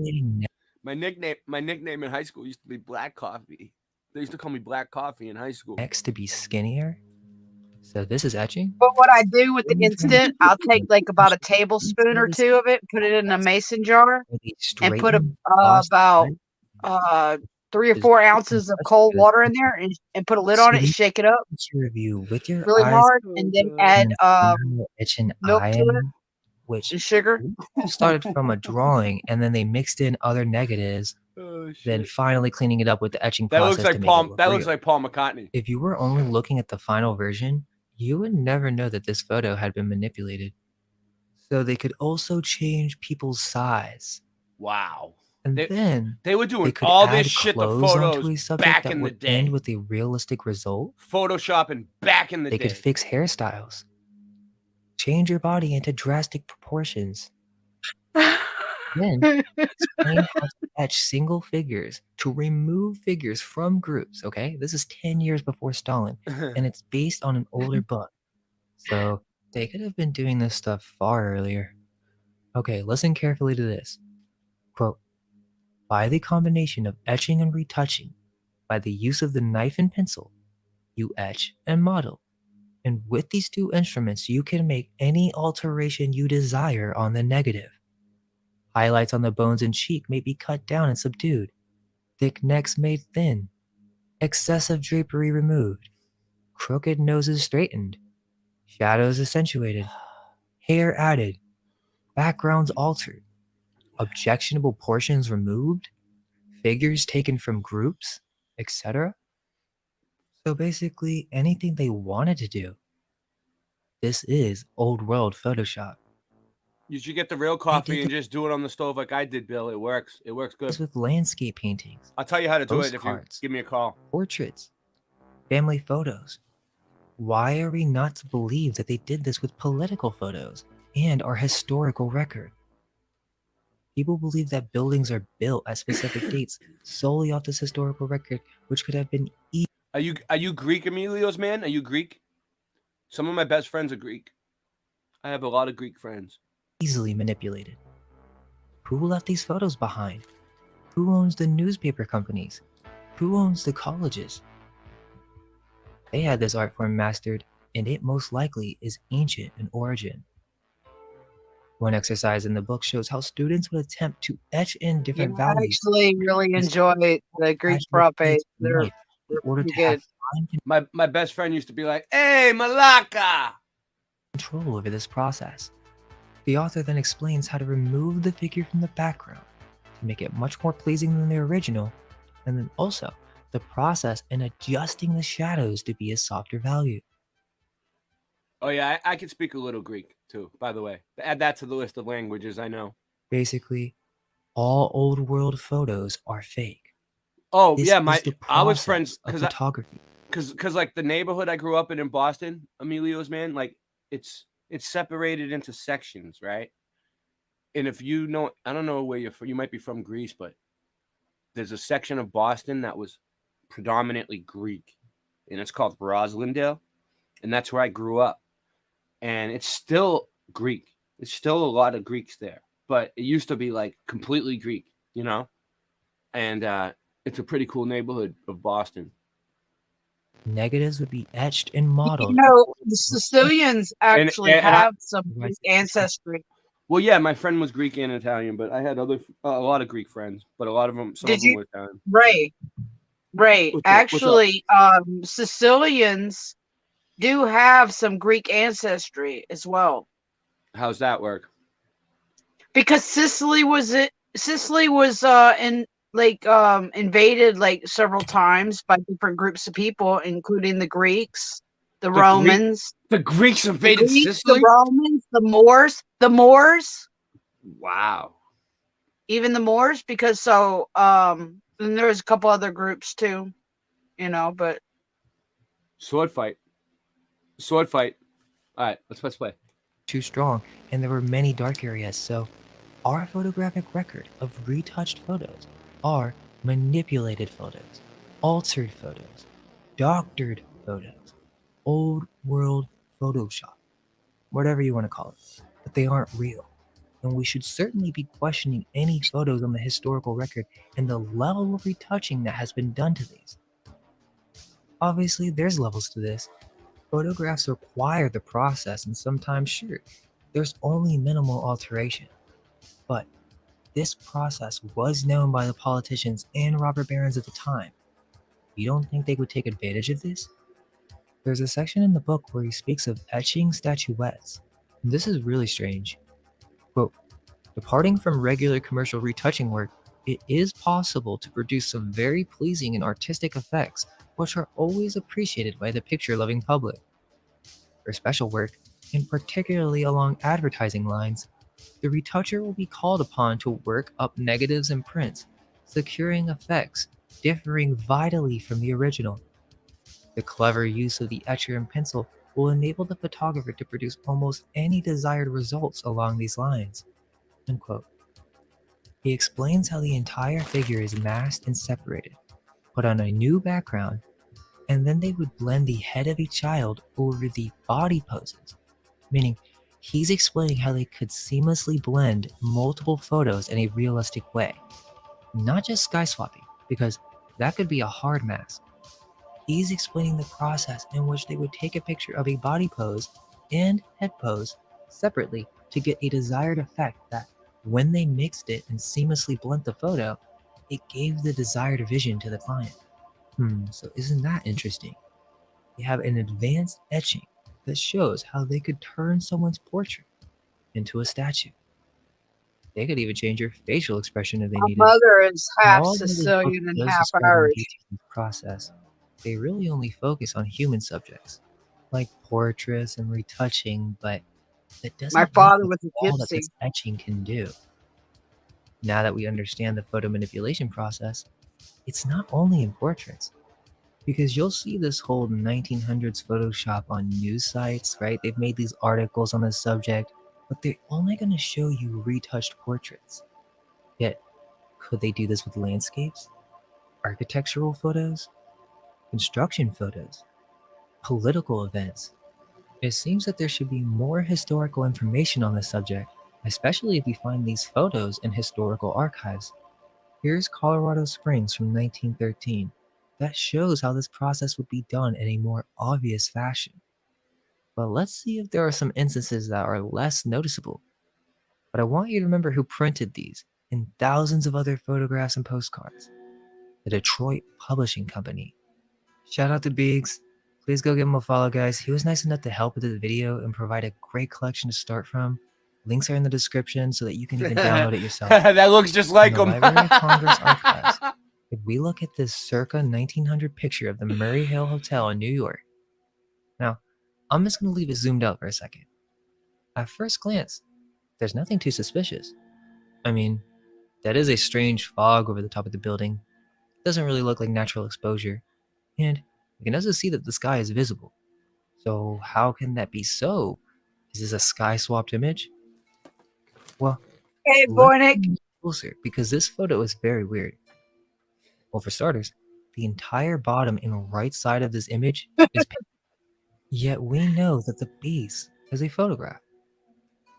Look at this. It's just really strange because this is labeled as a dry plate negative. It's not mentioned as a photo montage or doctored image. But why not?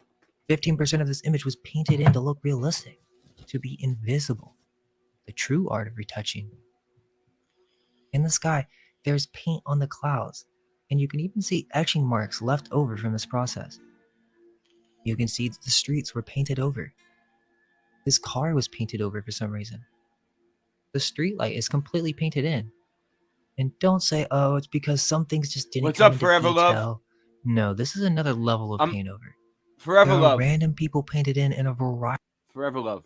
I'm in a multi-billion-dollar recording studio in Boston right now that Melanie Moran is paying for on her credit card. And I used up all the toilet paper. I fucked up the bathroom. I clogged the shit out of the toilet. It's fucking flooded. I flooded the fucking place out in the other room. It's bad.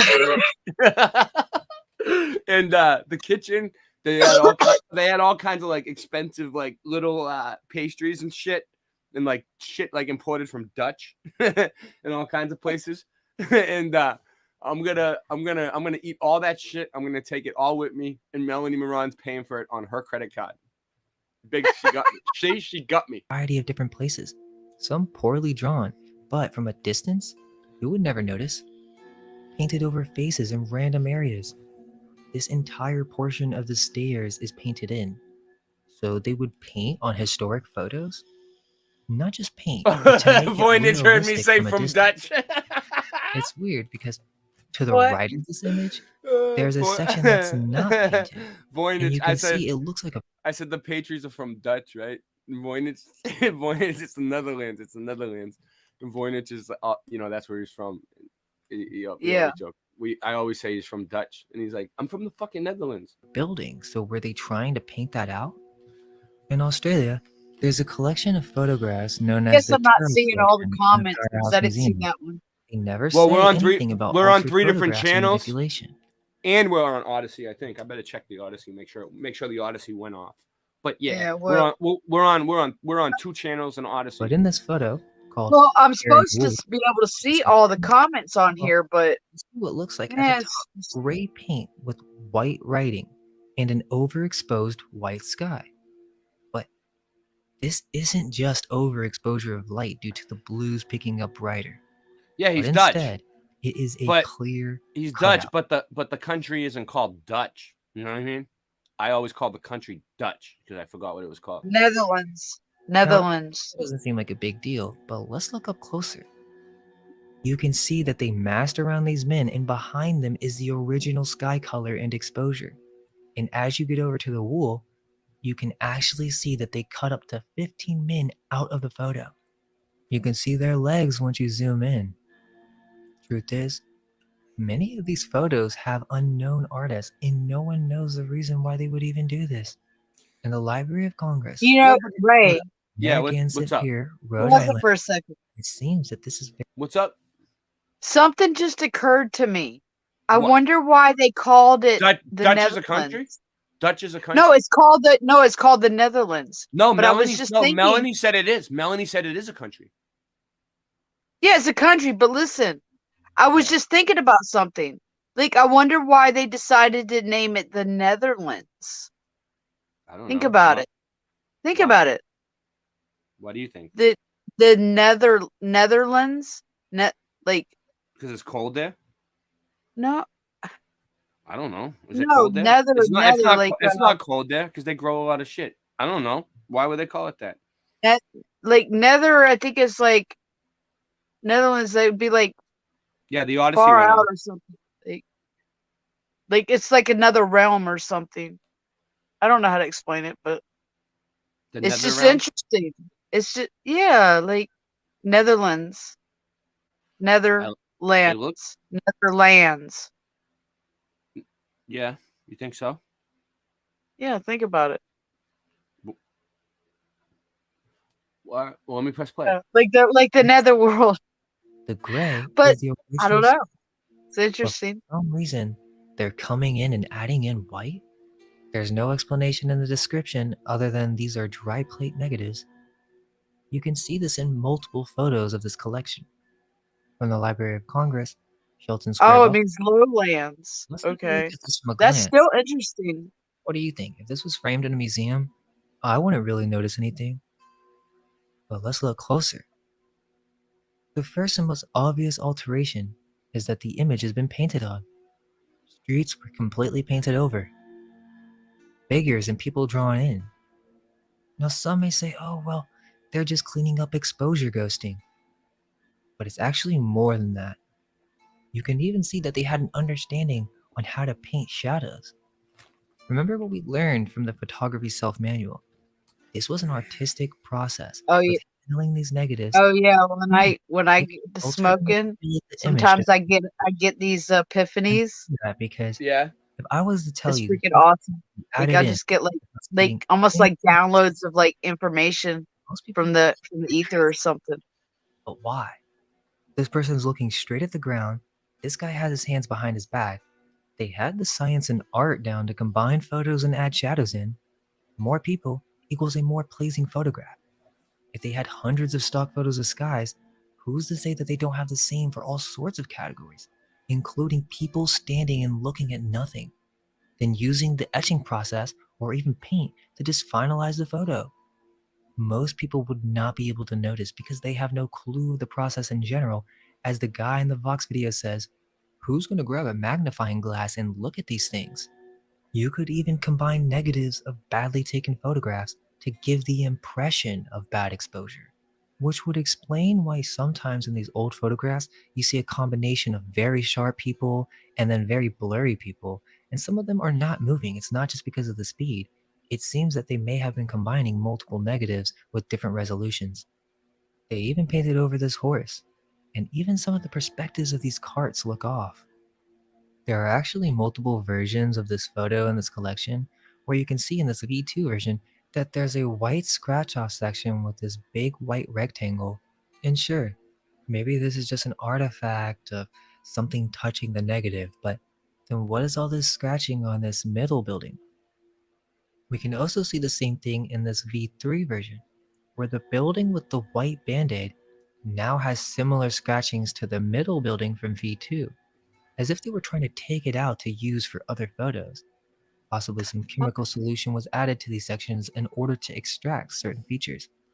From the Library of Congress, the Soldiers Monument in Troy, New York. Melanie, before I leave, I'm thinking of taking a few guitars with me and maybe the computers. I might be able to use those at my house too.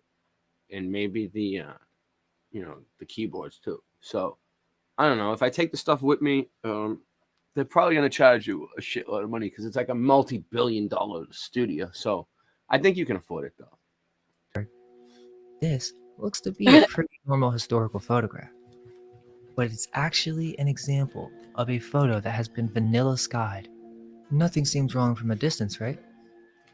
If you zoom in on the far left of the photo here, it's blatantly clear that a mask of some kind was made around the top What's of the up, building. Juan? And if you Juan, look right Juan here at this Torres, splatter, baby. Boom. you can see Juan, I'm in Boston in a multi-billion-dollar recording studio that Melanie Moran put me in. What do you think about that? Multi-billion. Juan, I completely trashed the fucking bathroom, right? Man, clogged the toilet. Fucking, they had some like awesome smelling toilet paper. All this fancy shit all over the place. Dude, the place is fucking completely... The bathroom is disgusting. I would not go in there. The bathroom is a fucking disaster area, right? All right, in the kitchen in this place, right? They're going to charge Melanie for that.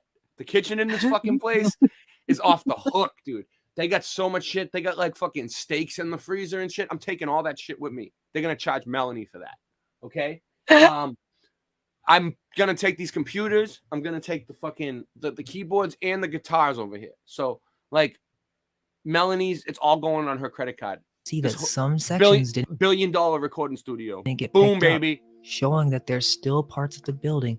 And you can see that this is confirmed because there's a street lamp behind this car on the left, right? I wrecked follow. the buffet, and then the buffet wrecked me. And then the bathroom got fucking completely wrecked.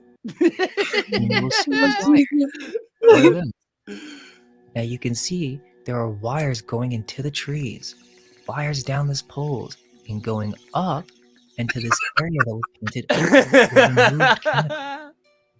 Follow the line even more. Listen, I blew up the toilet. This corner All section right, of the I fucking blew up the toilet, dude. It's disgusting True. in there, dude. It's like a flood. It's like a mud flood in the bathroom. which is clearly a higher section of the building that was cut to look like just some side brick panel to the roofing. You guys, And there you was want you guys want to see the real mud flood? Do you guys want to see the real mud No. flood? Nobody, building there, which is nobody wants to see that, right? Nobody wants to see that much. Notice that ornamental border of the top. Boston Ray Mudfoot Adventures. So is Boom, this baby. an added building, or not even just a separate negative? I'm Notice Boston how Ray. it's a different Wait, hold on. quality Let me and say it. Let me sharpness. get it in here on the Has a stream. different I'm Boston Ray, and that's my slice of the mud. mid-level to me. Why are we not to believe that this entire image is a composite? They could have easily added these people to the foreground to make it look more alive and full. There's also these cracks on the obelisk that look added or scratched in as if they were trying to get rid of something. To me, it looks like they were hiding wires that were high in the sky, even cutting off this pole. And this goes all the way to the other side of the photo. It's not just exposure. But why do this and leave no explanation? We got a couple more from the Library of Congress, the Wayne County and Home Savings Bank, Detroit, Michigan. Now this image looks fine to me. I think most people would just think, oh, that's a historic photo. Well, on closer inspection, the sky is just paint, so it's a fake sky. There are electrical cables that were painted out, and some sections here are just floating. To the right of the image, we see several men with top hats, and some of the pants have been painted on in a very strange fashion.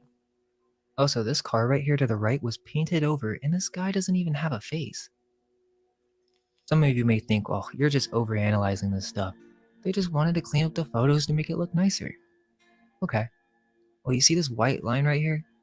Let's follow that line, and it leads to the building. We're going up, up, and look how this is following the outline of this building. Rodman, drop your link in. If you, What you're I don't looking care. at It's all are good. the remnants It's all of a good, hard brother. mask. You can even see that they painted over at the top. It's a copy and paste building. And you have to admit, if I didn't zoom in that, most people would not have noticed. There's also another indication, is that you will see a faint white glow effect around cutouts. They're barely noticeable. But now that you can clearly see that it's a cut and a combination of multiple negatives, they don't even describe that in the description. Well, they don't even know the date. Once you see it, it's very easy to spot in other photographs. And another building from Detroit, the Wayne County building from circa 1902, the image has been vanilla skied. Here we go. It's This obvious is the towards the part I'm right because interested they in. didn't even The finish Vanilla it. Skies. But you may think that, oh, well, that's just an accident. Well, there's a moon tower to the right of this building. You couldn't even notice it from a distance. Very strange. They removed it. And towards the top, they removed it entirely. Why? You can barely see it, but it's there Maybe next to this maybe it horrible was just an masking old job. piece of shit. They And they didn't just even didn't care want it in the because picture. they knew people wouldn't notice. These moon towers were electrical towers providing light to the city. For some reason, they wanted to remove all traces of the moon towers and cables connected to them in these historic images, and just left us with many that have this vanilla skies phenomena. If you look at the front of the photo, you can see how many cables were really there. And also, many of these Detroit moon towers were purchased by Austin, and some still stand supposedly. Damn, But yeah, Austin's someone purchasing separated this moon building towers from the now? background and removed Shit. major Ray. portions of the entire Yeah, image, what's up? Ray, including the I just triangle. wanted to tell Bill. I wanted to tell Bill something real quick. What's up? I was gonna let Bill know that I am gonna get that. I'm gonna order that shirt, the one that's the name that city Detroit. I'm gonna order that shirt since I won that one. I should order the shirt. Yeah, they said Austin did it, dude. Austin. That's what they said. You heard him. Voynich heard it. Now, all of these photos that I showed you from the Library of Congress are from the Detroit Publishing Company. Remember that Colorado picture that was an obvious composite? So, the Detroit Publishing Company had full knowledge of how to mask and composite images for Victorian photo montages. The Vanilla Skies is not just an overexposure, but a masking process in which these photo publishing companies would combine and alter photographs. The Detroit Publishing Company were known for making famous postcards. Remember the same skies? Well, nowhere on this wiki page does it explain any techniques used or any manipulation or retouching done with your postcards. It also doesn't say that they donated their collection to the Library of Congress. So, many of the photos in their collection are considered historic dry plates. If they were altering postcards, why couldn't they alter all the other photos they took? Speaking of, their most famous photographer was William Henry Jackson. Now, this guy is a historical figure. Not just that, but he became the manager of the Detroit Publishing Company in 1903. Well, this guy's famous for his photos of the American West, and is the great-great-nephew of Samuel Wilson, or Uncle Sam. Uncle Sam is a national personification of the federal government, and the character came to be during the War of 1812. Everyone knows this propaganda piece. Well, Uncle Sam's nephew, William Henry Jackson, and his grandfather also did comics for the newspaper, so this is within their whole family history. William Henry Jackson was a Civil War painter, and his mother, Harriet Maria Allen, was a talented watercolorist. Jackson was considered an excellent young painter. William is considered important to the history of the Old West because he would hike his way through the Oregon Trail and go to the most remote locations to take these photographs. He was with the Mormons and made his way to Salt Lake City, then took a wagon all the way to Los Angeles, taking some of the most important historical photos in the west of the United States. Supposedly, he took 80,000 photographs of the American West, and then he was memorialized by the Adventurers Club of New York, which was an adventure-oriented private men's club founded in New York in 1912 by Arthur Hoffman, who was the creator of the pulp magazine Adventure, in which he used to promote his political views and get people ready for war. He was basically a journalist his entire life, so propaganda? What is the purpose of this adventure club? Mark Twain was also a member, strangely. So these guys were all in cahoots.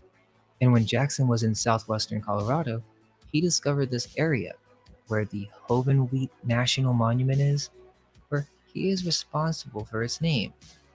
So Hovenweep means deserted valley, but it also means ruins of the ancient communities. Here is William Henry with a massive camera, and the description says, unidentified equipment.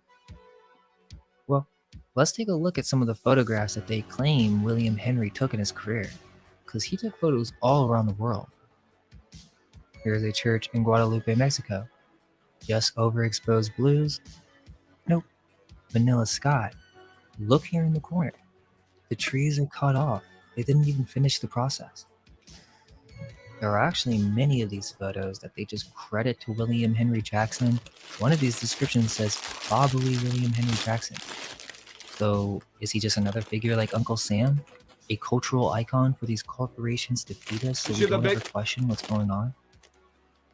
Like this 18... You see this big bag of Doritos that I got here? I took it from the kitchen. Melanie's credit card. 70 photo by Jackson of a guy hiking with a suit. This seems weird. He is responsible for Mexico in color and many photographs with vanilla skies. This cathedral, a train bridge, which what seems to be on top of an ancient dam with arched tunnels. It's also signed Detroit Photographic. There's an entire World's Transportation Commission with 900 images by William Henry Jackson throughout North Africa, Asia, Australia, and I'm not saying this is impossible, but think if this really was a production company. Like, people don't get the same value unless they think an artist or a public figure is behind it, so it seems more natural. But when a huge corporation is involved, people would start asking questions. There are some more photos from other studios, such as the collection of Fifth Avenue from start to finish. There's a photo where at the bottom right, there's a police officer that's just painted in, and the streets are painted on top of a photograph. And this is in New York Public Library Archives. And another, a horse is... Oh, yeah. Nowadays, a big bag of Doritos like that is like $50, dude. Try to go get one at a store. When I was a kid, go to the store, they have like bags of chips for like a quarter, dude. 50 cents. Then they went up to like 75 cents. They were a little bit bigger. 75 cents. Not cents. Cent. What's up, Stacy? Is Stacy B here? Stacy B, yeah? No? Is she here? Yeah, I love Stacy B too. Anyway, so yeah, so we got basically Doritos now. It's like fucking 8, 9. It's really like $12 a bag, dude. You look at the fucking price on the bag at the one at Costco. You're like, whoa, you think you're getting a deal because it's a big bag? It's like fucking $20, dude, for a fucking bag of chips. What's some of these older photographs in this collection? What is going on with these people? Hard to see the masking around the buildings because the quality is really bad. Many times, some of these earlier photographs from the 1880s don't have enough resolution, and so it's much more difficult to be able to see signs of sky swapping or even... What do you mean, Voynich? The picture's perspective is off or the person's perspective is off? ...cuts around the buildings. Look at this photo. It seems like any other historical photo. But if you zoom in, you can see this guy standing here strangely. Dude. And then there's someone... I was at the pharmacy with Christian the other day at Walgreens, like just shopping. We saw they have cans of air now. Cans of oxygen. They're selling air in a can. And people are buying... Yeah, at Walgreens. They do. Yeah, they have a whole fucking bunch of them. Different sizes and different fucking ones. Oxygen in a can. People. All right, I'll look it up. I'll show you after this. This is about to be over. Yet you can see the person's outline through the car? This can't be a product of exposure. It must be an artifact from the use of multiple negatives. I could continue to do this for many of these photos. They have crowds, painted buildings. There's no constraint with what they can do. There's nothing. Something's missing. They will just use etching to alter the photograph, combine negatives to achieve a final result, and then donate it to the Library of Congress and many local museums. And this is what they show in many cases. This is our photographic record. It's from the same people who produced all these postcards. Think about it. There needs to be full-on explanations on how these photos were made. This bag of Doritos says $6.59 on it for this size, okay? $6.59, dude. $7 for a fucking bag of chips. Are you serious? I used to pay 75 cents. What the fuck happened? Especially historical photos. How can we trust construction photos as solid proof Well, when we know they had Photoshop? I got and baklava. they were using this process of photo manipulation during World War I for propaganda. Baklava. How can Baklava. Yeah. That's Greek. That's Greek. Talk to Emilio's man about it. we trust anything that the official mainstream narrative gives us? Are we supposed to just accept that they built thousands of these buildings, starting in the 1880s to the early 1900s? Where did they get all this money? We couldn't do that today. Even with all our equipment and money, we could not build thousands of these brick structures in a 20-year time period. Some histories even give us less time for these construction dates. And the only proof... I'm sitting... This is divinity. Melanie footed the bill. I'm sitting in a multi-billion-dollar recording.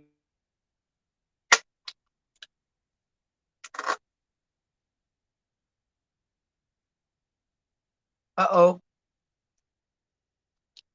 What happened to the sound?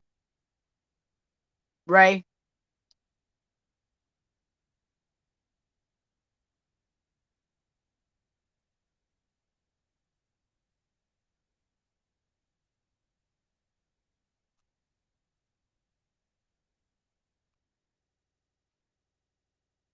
Ray?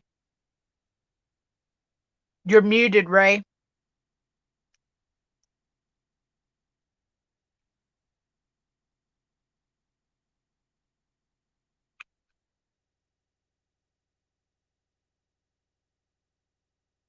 Ray.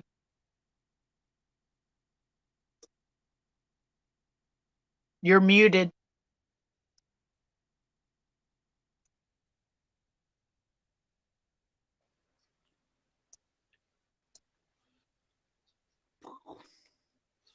Oh, no. Hold on one second. Can you hear me now? Can you hear me now? Yep. It's my mic. I need a new microphone. Well, I need a new cord for the microphone. It's loose. I'm in this multi-billion-dollar recording studio, and I'm using a shitty microphone. I need to go get one of their mics and hook it up. Yeah.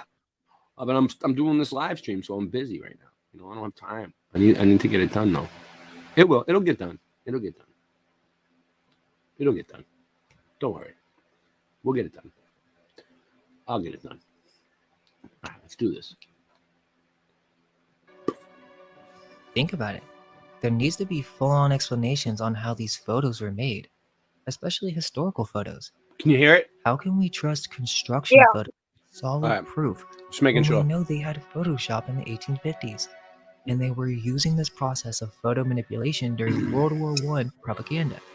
How can we trust anything that the official mainstream narrative gives us? So basically, like, are we supposed to just accept that they built thousands? What I'm getting out of this is there's a lot of mudflood channels right now doing research on fake photographs, and they're not even associated with each other. You know what I mean? Like, some of these people are against each other, but they're all starting to agree that these photos are fake, which is, I don't know, it's a little strange. Of these buildings, starting in the 1880s to the early 1900s, where did they get all this money?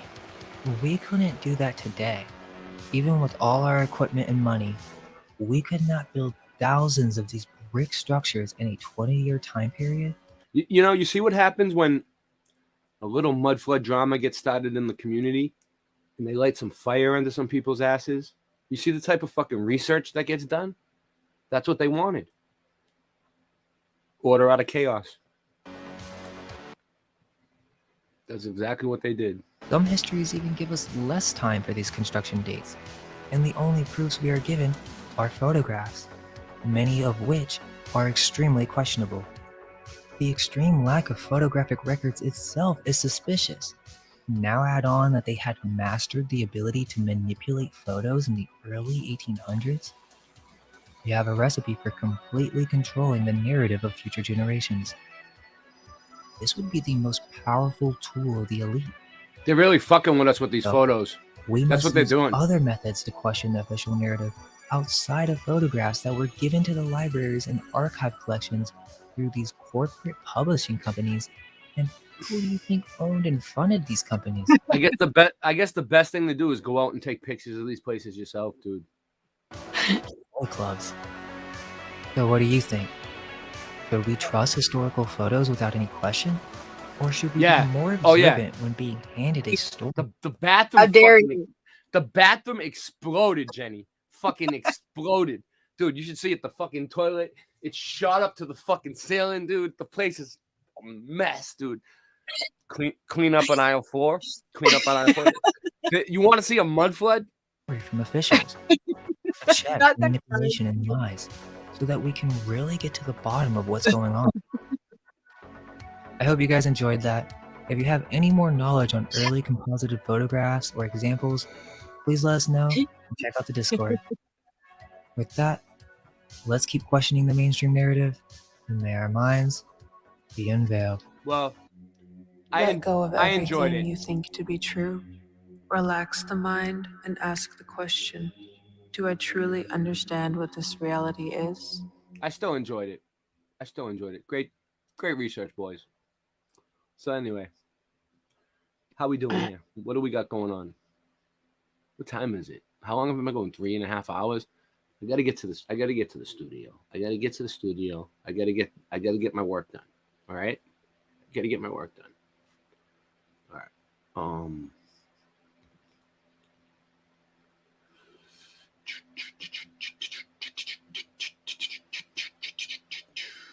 What should I do? I'm thinking of playing a song for a second. All right. Boom.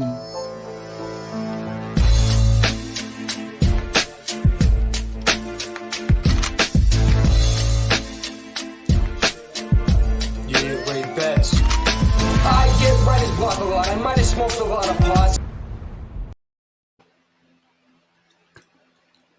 Interesting. Jenny, what are you doing? Jenny.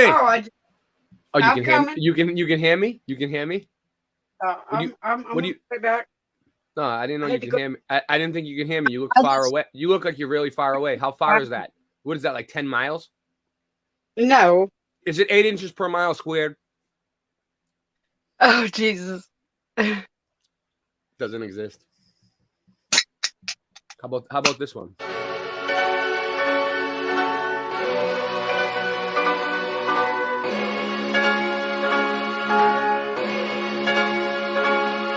The plan might be too expensive. Over here getting new advances. While you over there doing dances. Show you how to move like a dance step. I said taking out any oncomers. You were smart, you get a song from us, bitch.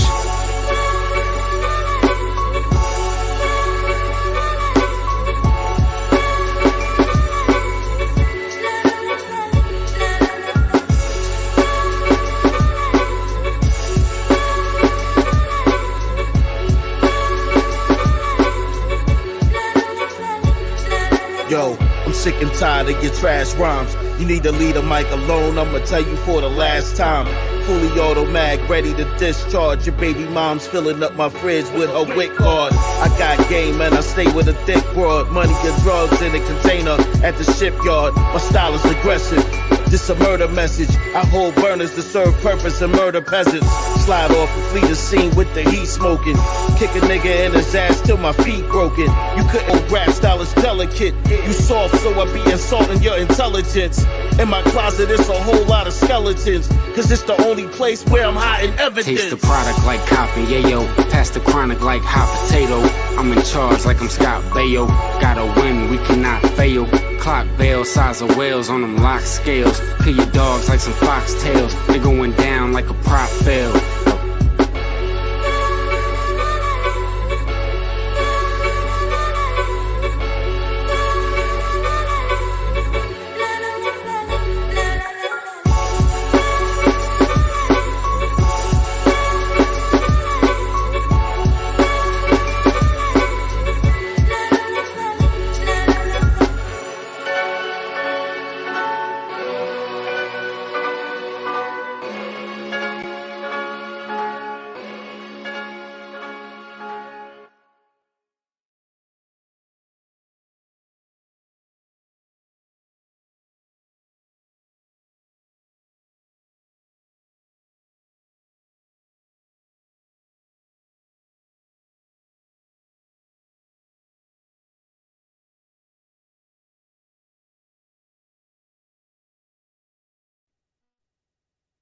do that shit to me. They shut the stream off for a second. Tell them it'll come back. Tell them, Jenny, it'll come back. Hopefully. Oh, it was cut off? Yeah, because it was a long video. When you play a long video. But you know what? We're still on Odyssey. Oh, trying to put the Odyssey link. Hold on. Oh, my phone's dead. Oh, no. Mine almost died. I had to put mine on charge. I get Nightbot to do it on one of my channels. So now I'm on a short leash. It's all right. They can't stop Odyssey. They can stop YouTube all they want, but they can't stop Odyssey, baby. Boom. What's up, Odyssey? Who do we got on? They're not going to stop us. We're on a mission from God. All right, good one. All right, good call, Jenny. Let's play it. They ain't going to stop us. We're on a mission from God. Good one, Jenny. Let's do it. Oh, yeah? Well, me and the Lord.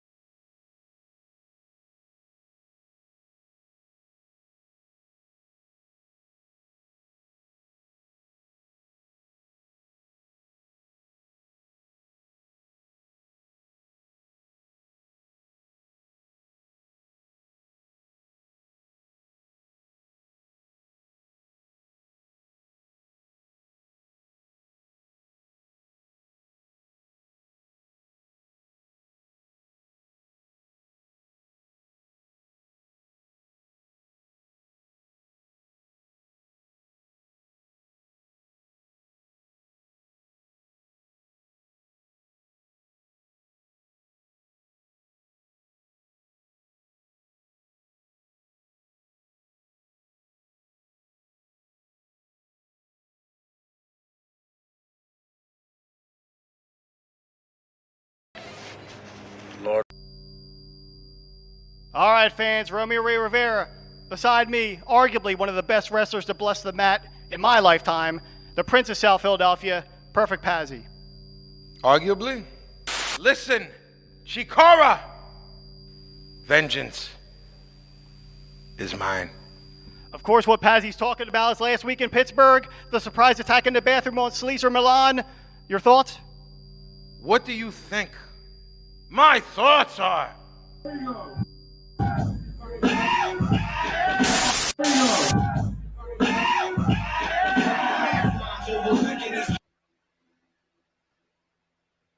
Sorry.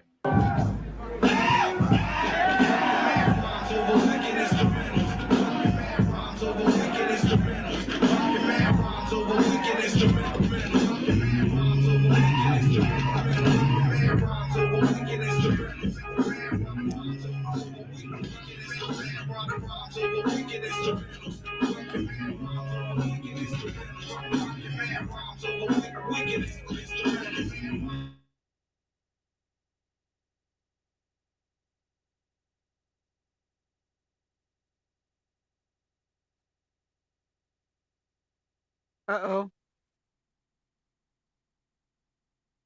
Bullshit, man. Can you hear me now? Yeah. Fucking, this thing sucks. That thing's starting to piss me off. All right, hold on. I'm gonna start it over. Don't give a shit. I like this live rap stuff. These are my buddies. These are my peoples. All right, let's do this. All right, let's do this.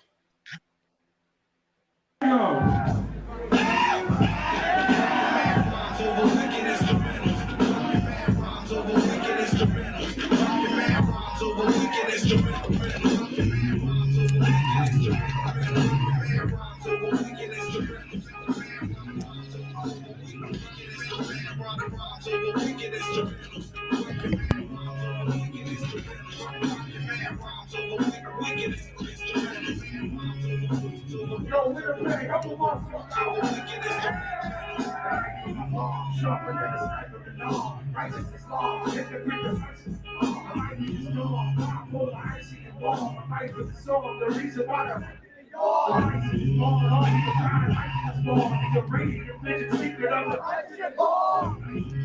Watching the fight perform, and the time really loud, so the knowledge is yours. I'm not for war, I don't believe in grinding it all. I'm a man, person never getting fighting at all. I was born peaceful, I was never fighting at all. I'm falling down, now it's like a knife to my core. Anytime I had it, tell me not alive anymore. I need a war, drove the train, I live the law. I'm the reason fat and rappers can't drive anymore. Who the fuck is me?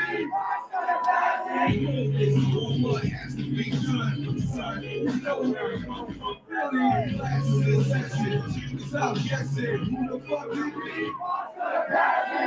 This rumor has to be done, son. You know where I'm from, Philly. My little man, I blow your face off. I'm flying out bodies, I ain't talking about a racehorse. Murder every rapper, then I break laws. Keeping on this motherfucker, funny bird laid off. Rappers always pussy, so face off. The only time niggas snatch around me is the late store. I work harder than y'all, there's no days off. The knife works, makes you cut you up like very souls. My feet walk around with horse on. Ain't motherfuckers. It ain't a motherfucker that can box with them. Raise it under the tongue and keep it out with them. Hard body rap. I'm a sinner, I'm a God of the 7 days. Everything I know, I spent 16 bars and you get it back. Classes in session, stop guessing. Who the fuck is me? This what has to be done, son. You know where I'm from, Philly. Classes in session, stop guessing. Who the fuck is me? This what has to be done, son. You know where I come from, Philly. Yo, thanks so much for knowing that record. I appreciate the love, man. Box Cutter Pansy!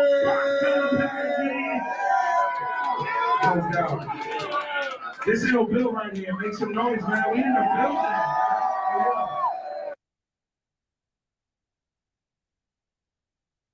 Hey, Logan.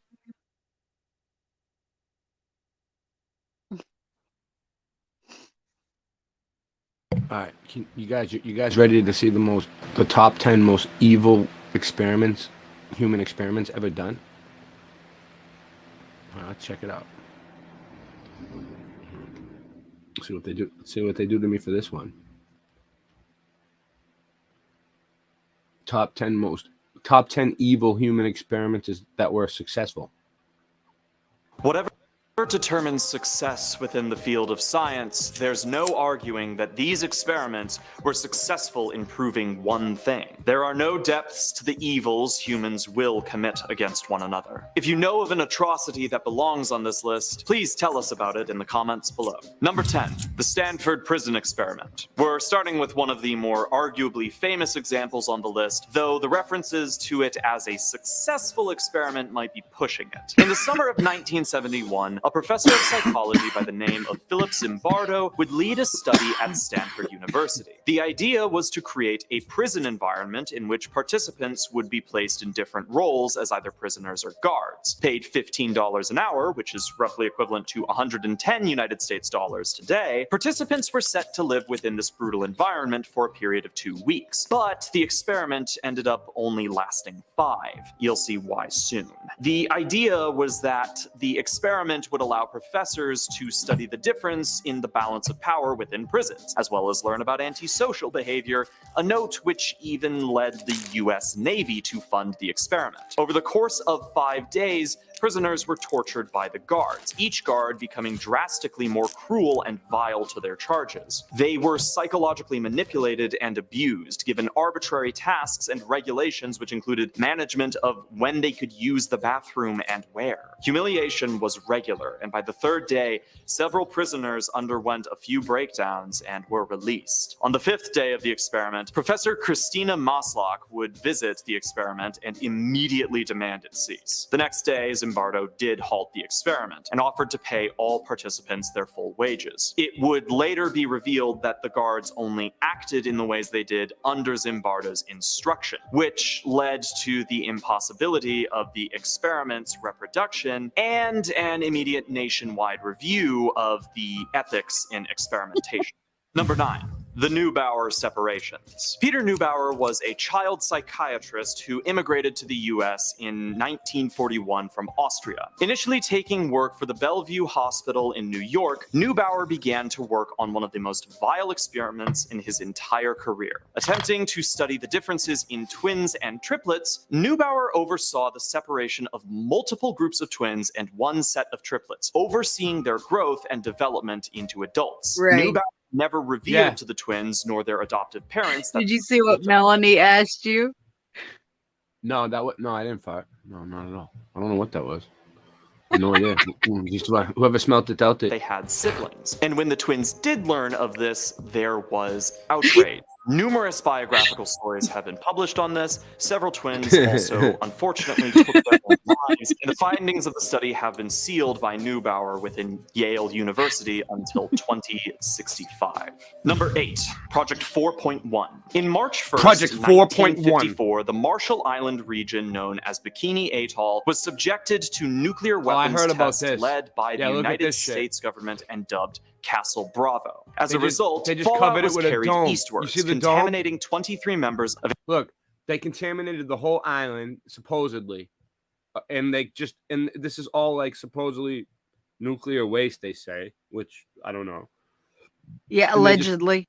Allegedly, and they just covered it up with a dome like that, and it's still there on the island. Watch, and the people are like getting all sick and shit.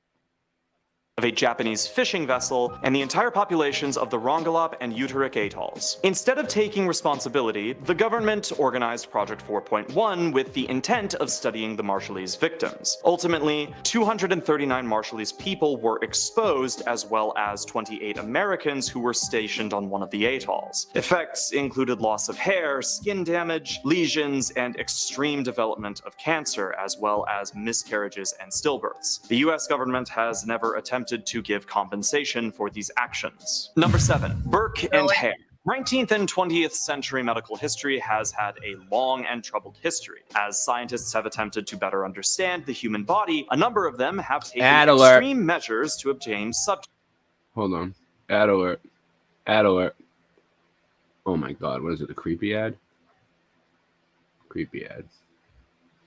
Creepy enough for me. Involved William Burke and William Hare, 2 men working out of Edinburgh, Scotland. During a decline in legally supplied cadavers, Hare was lodging a friend who suddenly passed away. Turning to his friend Burke, the two decided to sell the corpse to Robert Knox. As more people lodged at the Hare's house, the 2 men took the life of a sick woman and sold the body to I think they're gonna have to come in with the FOC police and like investigate this place. They continued the spree until the discovery of Margaret Doherty, their final victim. The 2 were found guilty, executed, and not exonerated of charges, though whether or not he actually knew how the bodies were retrieved remains an open question. Number 6, Project MK Ultra. Another infamous experiment, MK Ultra began with the intention of developing new drugs for the CIA. Wait, what? The method what? Right. carried out was disgusting, with over Pause it. 6,000 non-consenting civilians. From He's shooting. They're LSD. actually He's shooting- admitting it. What, They're that they did- admitting it. that they did MK Ultra. Yes. Why they haven't admitted it yet? They haven't admitted it yet. Well, it's they've known- always it's kind of kept that Project plausible deniability. Mockingbird, MK Ultra, all that shit. It's all the same shit. They're shooting. They always LSD. denied it. He's shooting LSD right into his mouth. That's a lot, dude. From the US and Canada unknowingly made to participate. Psychoactive drugs were secretly administered to them, as well as the use of electroshock therapy, The fucking hypnosis, bathroom is disgusting. isolation, There's a and mud a flood lot in- of other There's a forms mud of flood in the abuse and bathroom. torture that Clean up are on aisle not 4. Thank great. you. Anyways, running from 1950 to 1970, it wouldn't be until 1975 when these experiments were brought to to light by Frank Church. But as the documents were destroyed by a knee-jerk response to the Watergate scandal in 1973, most of the evidence is largely testimonial. However, in 2001, a large number of documents were discovered and declassified. Number 5, the Monster Study. Another disgusting experiment. The Monster Study was headed by Wendell Johnson, a speech pathologist working out of the University of Iowa. Johnson's experiment was performed on 22 orphans with the goal of inducing stuttering within the subjects. Effectively, half of the orphans were given positive encouragement during their speech therapy, while the other half were mocked for their speech even if they didn't stutter to begin with. The staff would lie and pretend that the orphans... Hold on, this is about orphans, but Logan did just make a good point. Where was it? Oh no. Where is it? Right here. He did make a good point. Man, you hear this bullshit they be talking every day, man. It's like these motherfuckers is just like professional liars, you know what I'm saying? It's wild. Listen, Bin Laden didn't blow up the projects. It was you, nigga. Tell the truth, nigga. Bush knocked down the tower. Tell the truth, nigga. Bush knocked down the tower. Tell the truth, nigga. Bin Laden didn't blow up the projects. It was you, nigga. Tell the truth, nigga. Bush knocked down the tower. Tell the truth, nigga. Bush knocked down the tower. I pledge no allegiance, nigga. Fuck the president's speeches. I'm baptized by America and covered in leeches. The dirty water that bleaches your soul and your facial features, drowning you in propaganda that they spit through the speakers. And if you speak about the evil that the government does, the Patriot Act attract you to the type of your blood. They try to frame you and say you was trying to sell drugs and throw a federal indictment on niggas to show you love. This shit is run by fake Christians, fake politicians. Look at their mansions and look at the conditions you live in. All they talk about is terrorism on television. They tell you to listen, but they don't really tell you their mission. They funded Al-Qaeda and now they blame the Muslim religion. Even though Bin Laden was a CIA tactician, they gave him billions of dollars and they funded his purpose. Fahrenheit 9/11, that's just scratching the surface. Bin Laden didn't blow up the projects. It was you, nigga. Tell the truth, nigga. Bush knocked down the tower. Tell the truth, nigga. Bush knocked down the tower. Tell the truth, nigga. Bin Laden didn't blow up the projects. It was you, nigga. Tell the truth, nigga. Bush knocked down the tower. Tell the truth, nigga. Bush knocked down the tower.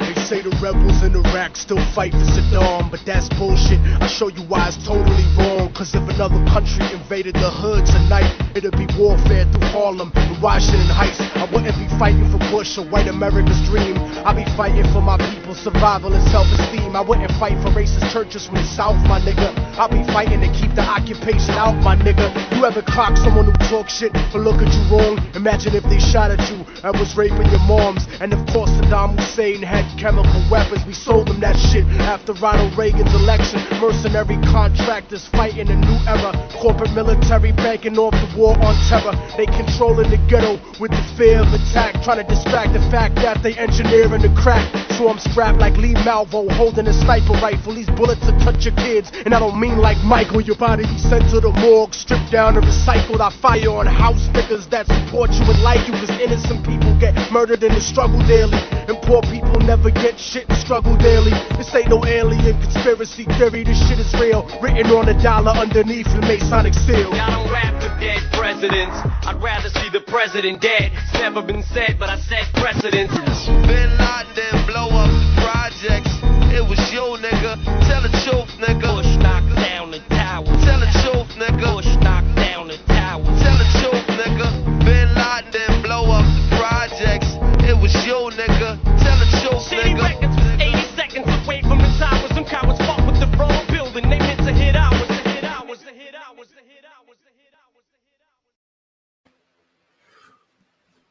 So, I don't know. What are we doing here? I don't even feel like watching the rest of that. I think I'm gonna get out of here, Jenny. I mean, you look pretty tired, right? I mean, I had to lay down because I had to put my phone on the charge and the cord is really short. So yeah, how much longer it you want won't to reach go? long enough. It won't reach far enough for me to sit up. Man, Huh? I don't know. Let me see if I can see what's popping up for me. See if I can find anything. If I can't find anything, I'm getting out of here. Let me see what's going on here. So, it's just, it doesn't matter. I'm not going to be leaving any streams up for a while, guys, for at least a couple weeks. So, like, I'll be leaving them all on Odyssey. That's where the party's at right now. YouTube's cracking down the whip again.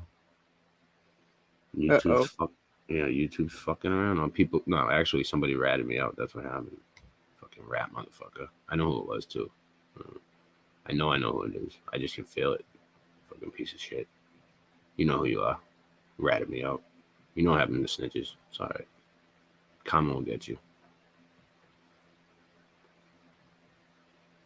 What's this, Bill Miller flip?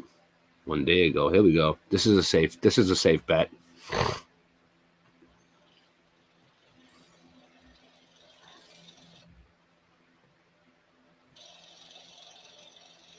Oh, I gotta share it with you guys. Much love, Melanie.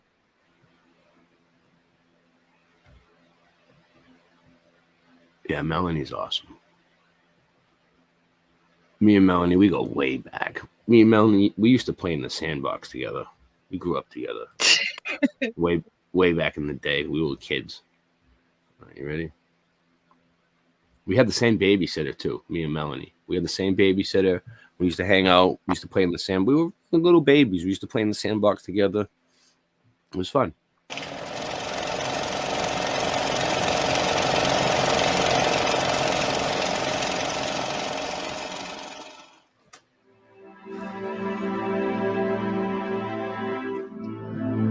Love you too, Melanie.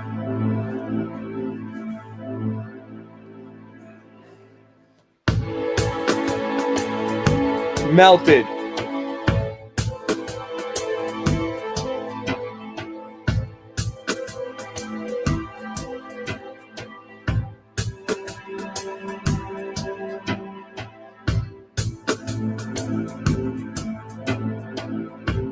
Drone footage. Drone footage.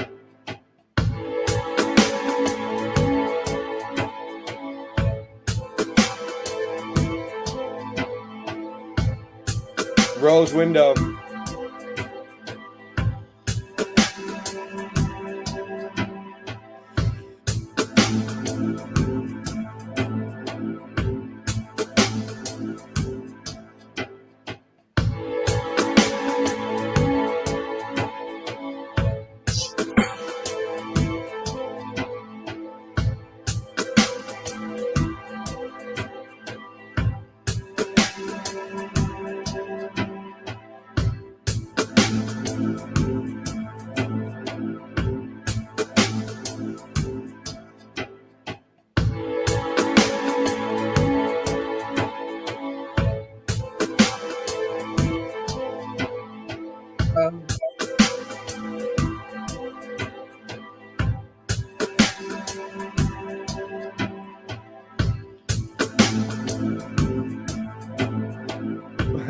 Yeah.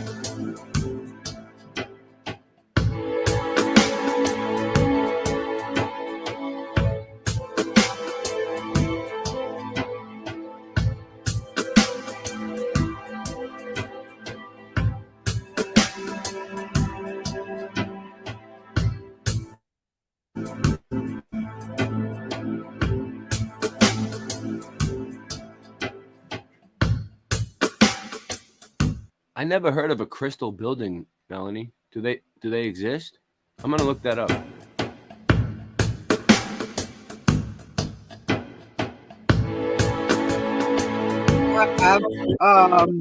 I've heard of the Ice Palace. I'm gonna look it up. Don't worry. I'm gonna look it up right now after this.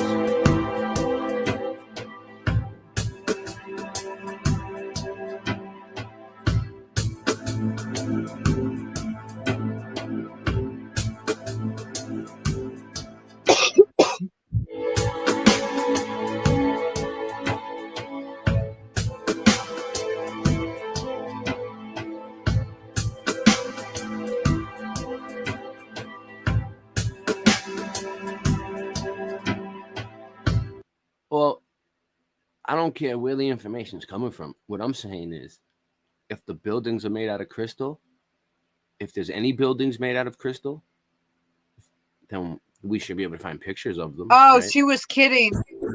Oh, okay. I'm gonna still look it up anyway. She was being facetious. Oh, okay.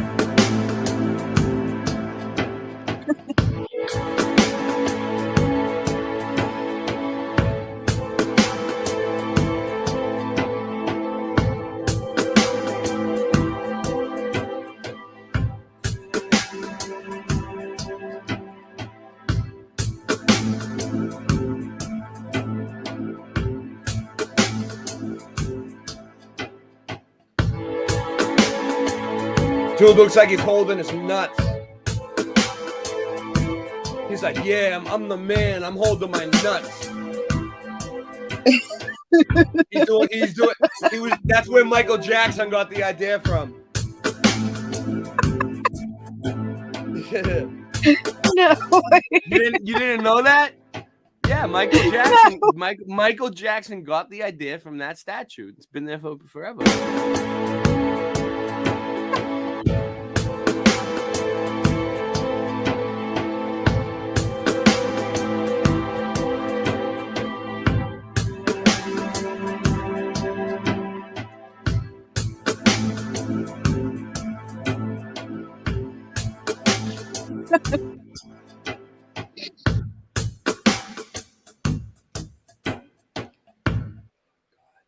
What happened? What happened? Did I lose sound? Oh, okay. Okay, Bill. Okay, Bill.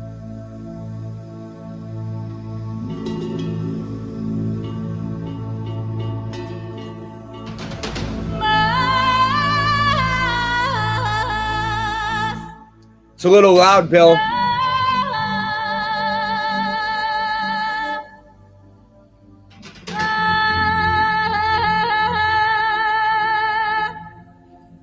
You're really waking people up with this music, Bill. Waking up my whole neighborhood.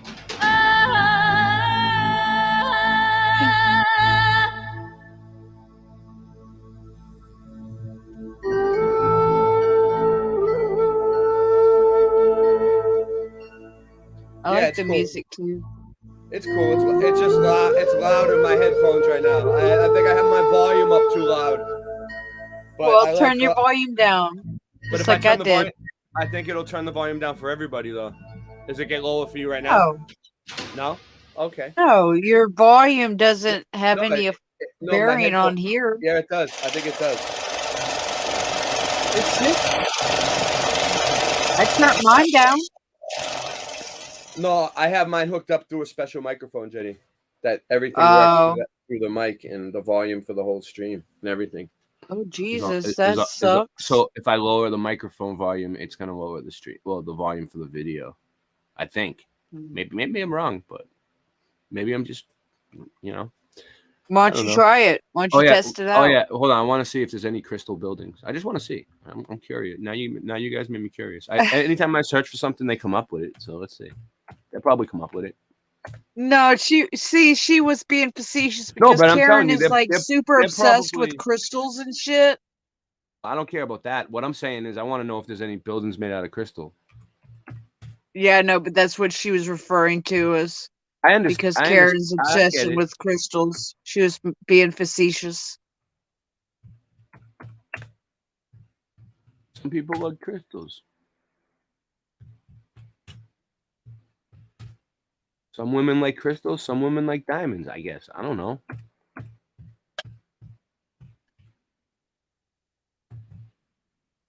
All right. Let me see. All right. Let's see. Images. Do they give me any crystal buildings? They gave me. This is all right. So just to be clear here, I searched for. Is there any buildings made out of crystal? Okay. That's what I asked. I asked DuckDuckGo. Are there any Oh, buildings wait. made out of crystals? Let's check this out. What? No, that's a glass building. That's a pavilion. I wonder if that's made out of crystals. New Look up. serpentine Listen, made out of rocks. No, it's not Logan just posted something. Look up Montana's early hot springs. Why? It's got a glass palace or glass. Look up Glass Palace Hot Springs. All right.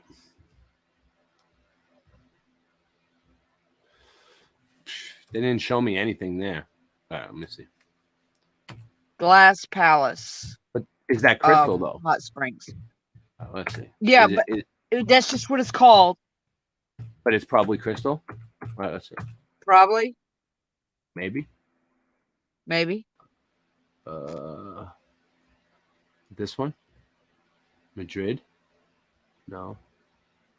No, it's in Montana. Well, they're showing me some crazy shit. But, I think it's in Montana. He just said Glass Palace Hot Springs. I don't know. I'll try. Oh no! Search Montana early hot springs. Montana early hot springs. Yeah.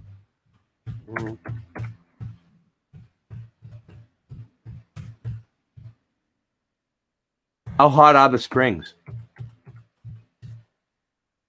Well, how hot are they? Can you go in them? I don't really know how hot they get on their own. Can you go in? When I went to Symes, can you swim in them? Okay. Symes, they fill up these pools and hot tubs with the water, and they control the heat. They regulate the heat. The ones in the ground, though. I'm saying, would you? I don't know. I don't know how, but I imagine they get pretty hot. But you think you can go in there without getting? You think you can go inside without getting burned? Some of them. How can you tell? What if you jump into one and it gets really hot and just burns, just like boils you? Well, I think you would know if it was that hot because you'd see steam coming up off of it. All right, I'm not coming up with anything. Okay. I think I'm just going to get out of here. I'm going to take off. Support the channel. Thank you for showing up, everybody. I guess I'm just going to have to go back to my recording studio and take a nap behind the computers. No, I'm going into the booth. You see the booth over here? That's the recording booth back there. You see the window? That's a soundproof booth. Okay. I'm going to go in there and I'm going to rap my ass off. All right. You guys can do whatever you want. I think Rotman might be on. He said that earlier. Maybe if he might not be on anymore, and I'm going to get out of here because it's bedtime for me. Okay. Oh, Logan says that some of them, they get up to 111 degrees Fahrenheit. Is that safe? Yeah, that one of the hot tubs at Symes. One of the hot tubs at Symes gets that hot. I think there's a hot tub in this place, but I don't know. I might explode that too. So Melanie, you might be paying for a sauna and a hot tub.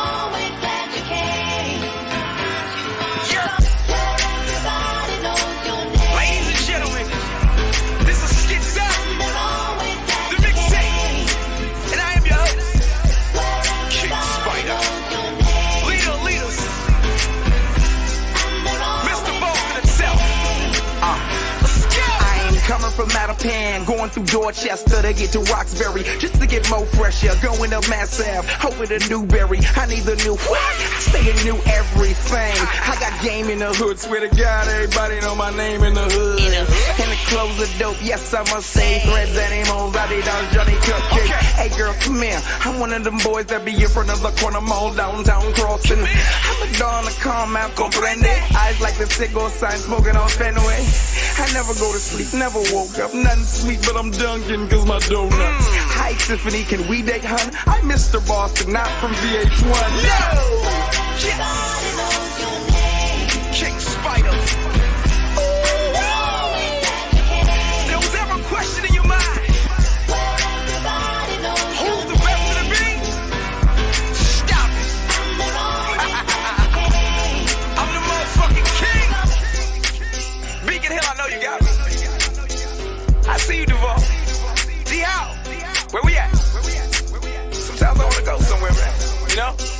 Everybody know my motherfucking name. Everybody do cocaine, you know.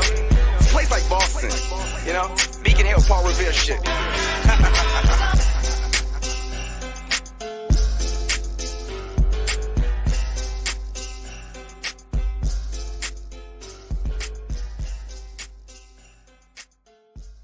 Static Selector. Static Selector. Static Selector.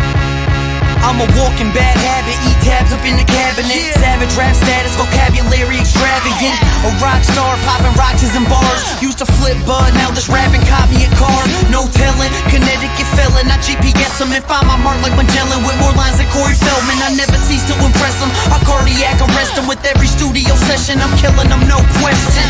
Web's back, better hold your breath when I'm rhyming home. I murder beats, I'm Jonah Hex with a microphone. Fiends saying I'm the dopest yet. And haters, I shrug them off until my fucking shoulders sweat. I'm breaking bones, the modern version of Casey Jones. Sword in hand, I'm the winner playing the Game of Thrones. Fuck beef, my rapping style's filet mignon. Getting drunk, fuck your driver, somebody take me home. Take me home now, bitch. Watch for the cops hit the blinker when you switch lanes, cause you know that I'm famous and I'm rich. Eyes on the road, take me home now, bitch. Take me home now, bitch. Watch for the cops hit the blinker when you switch lanes, cause you know that I'm famous and I'm rich.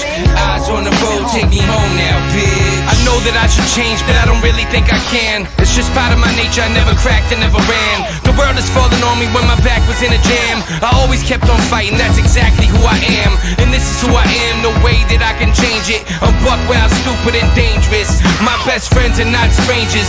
These are the motherfuckers I hang with. We speak the same language. And I ain't saying French, English, or Spanish, or Spanglish. I mean pain and anguish. This cocaine slaying and bang bang shit.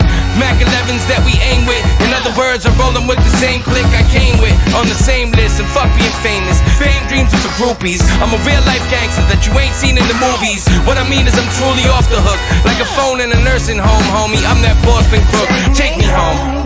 Take me home now, bitch. Watch for the cops hit the blinker when you switch lanes, cause you know that I'm famous and I'm rich. Eyes on the road, take me home now, bitch. Take me home now, bitch. Watch for the cops hit the blinker when you switch lanes, cause you know that I'm famous and I'm rich. Eyes on the road, take me home now, bitch. I damage tracks, so listeners always ran it back. Always with a half ounce stuffed into a sandwich bag. I kill it quickly and always keeping the realest with me. Stealing all the fucking insulin from Wilford Brimley. Diabetes, rappers could never beat us. I've been spitting shit like this since I was just a fucking fetus. Keep your chick with me as long as she give dome. Rolling up the diesel and burning like Jim Rome. Now I stand here as a man with the past, the inspiration for the kids on the corner, but still got the laugh of a mental patient. The infiltration of the game, born from a central hatred of fame. A pencil shaking with pain, an entrance staked in a claim from the wrath I became. My paragraphs I'm saying are futuristic pictures of the past from which I came. And this is slain with the shotty and the hoopty, son. My whole career's a robbery that they could never scoop me from. Take me home now, bitch. Watch for the cops hit the blinker when you switch lanes, cause you know that I'm famous and I'm rich. Eyes on the road, take me home now, bitch. Take me home now, bitch. Watch for the cops hit the blinker when you switch lanes, cause you know that I'm famous and I'm rich. Eyes on the road, take me home now, bitch.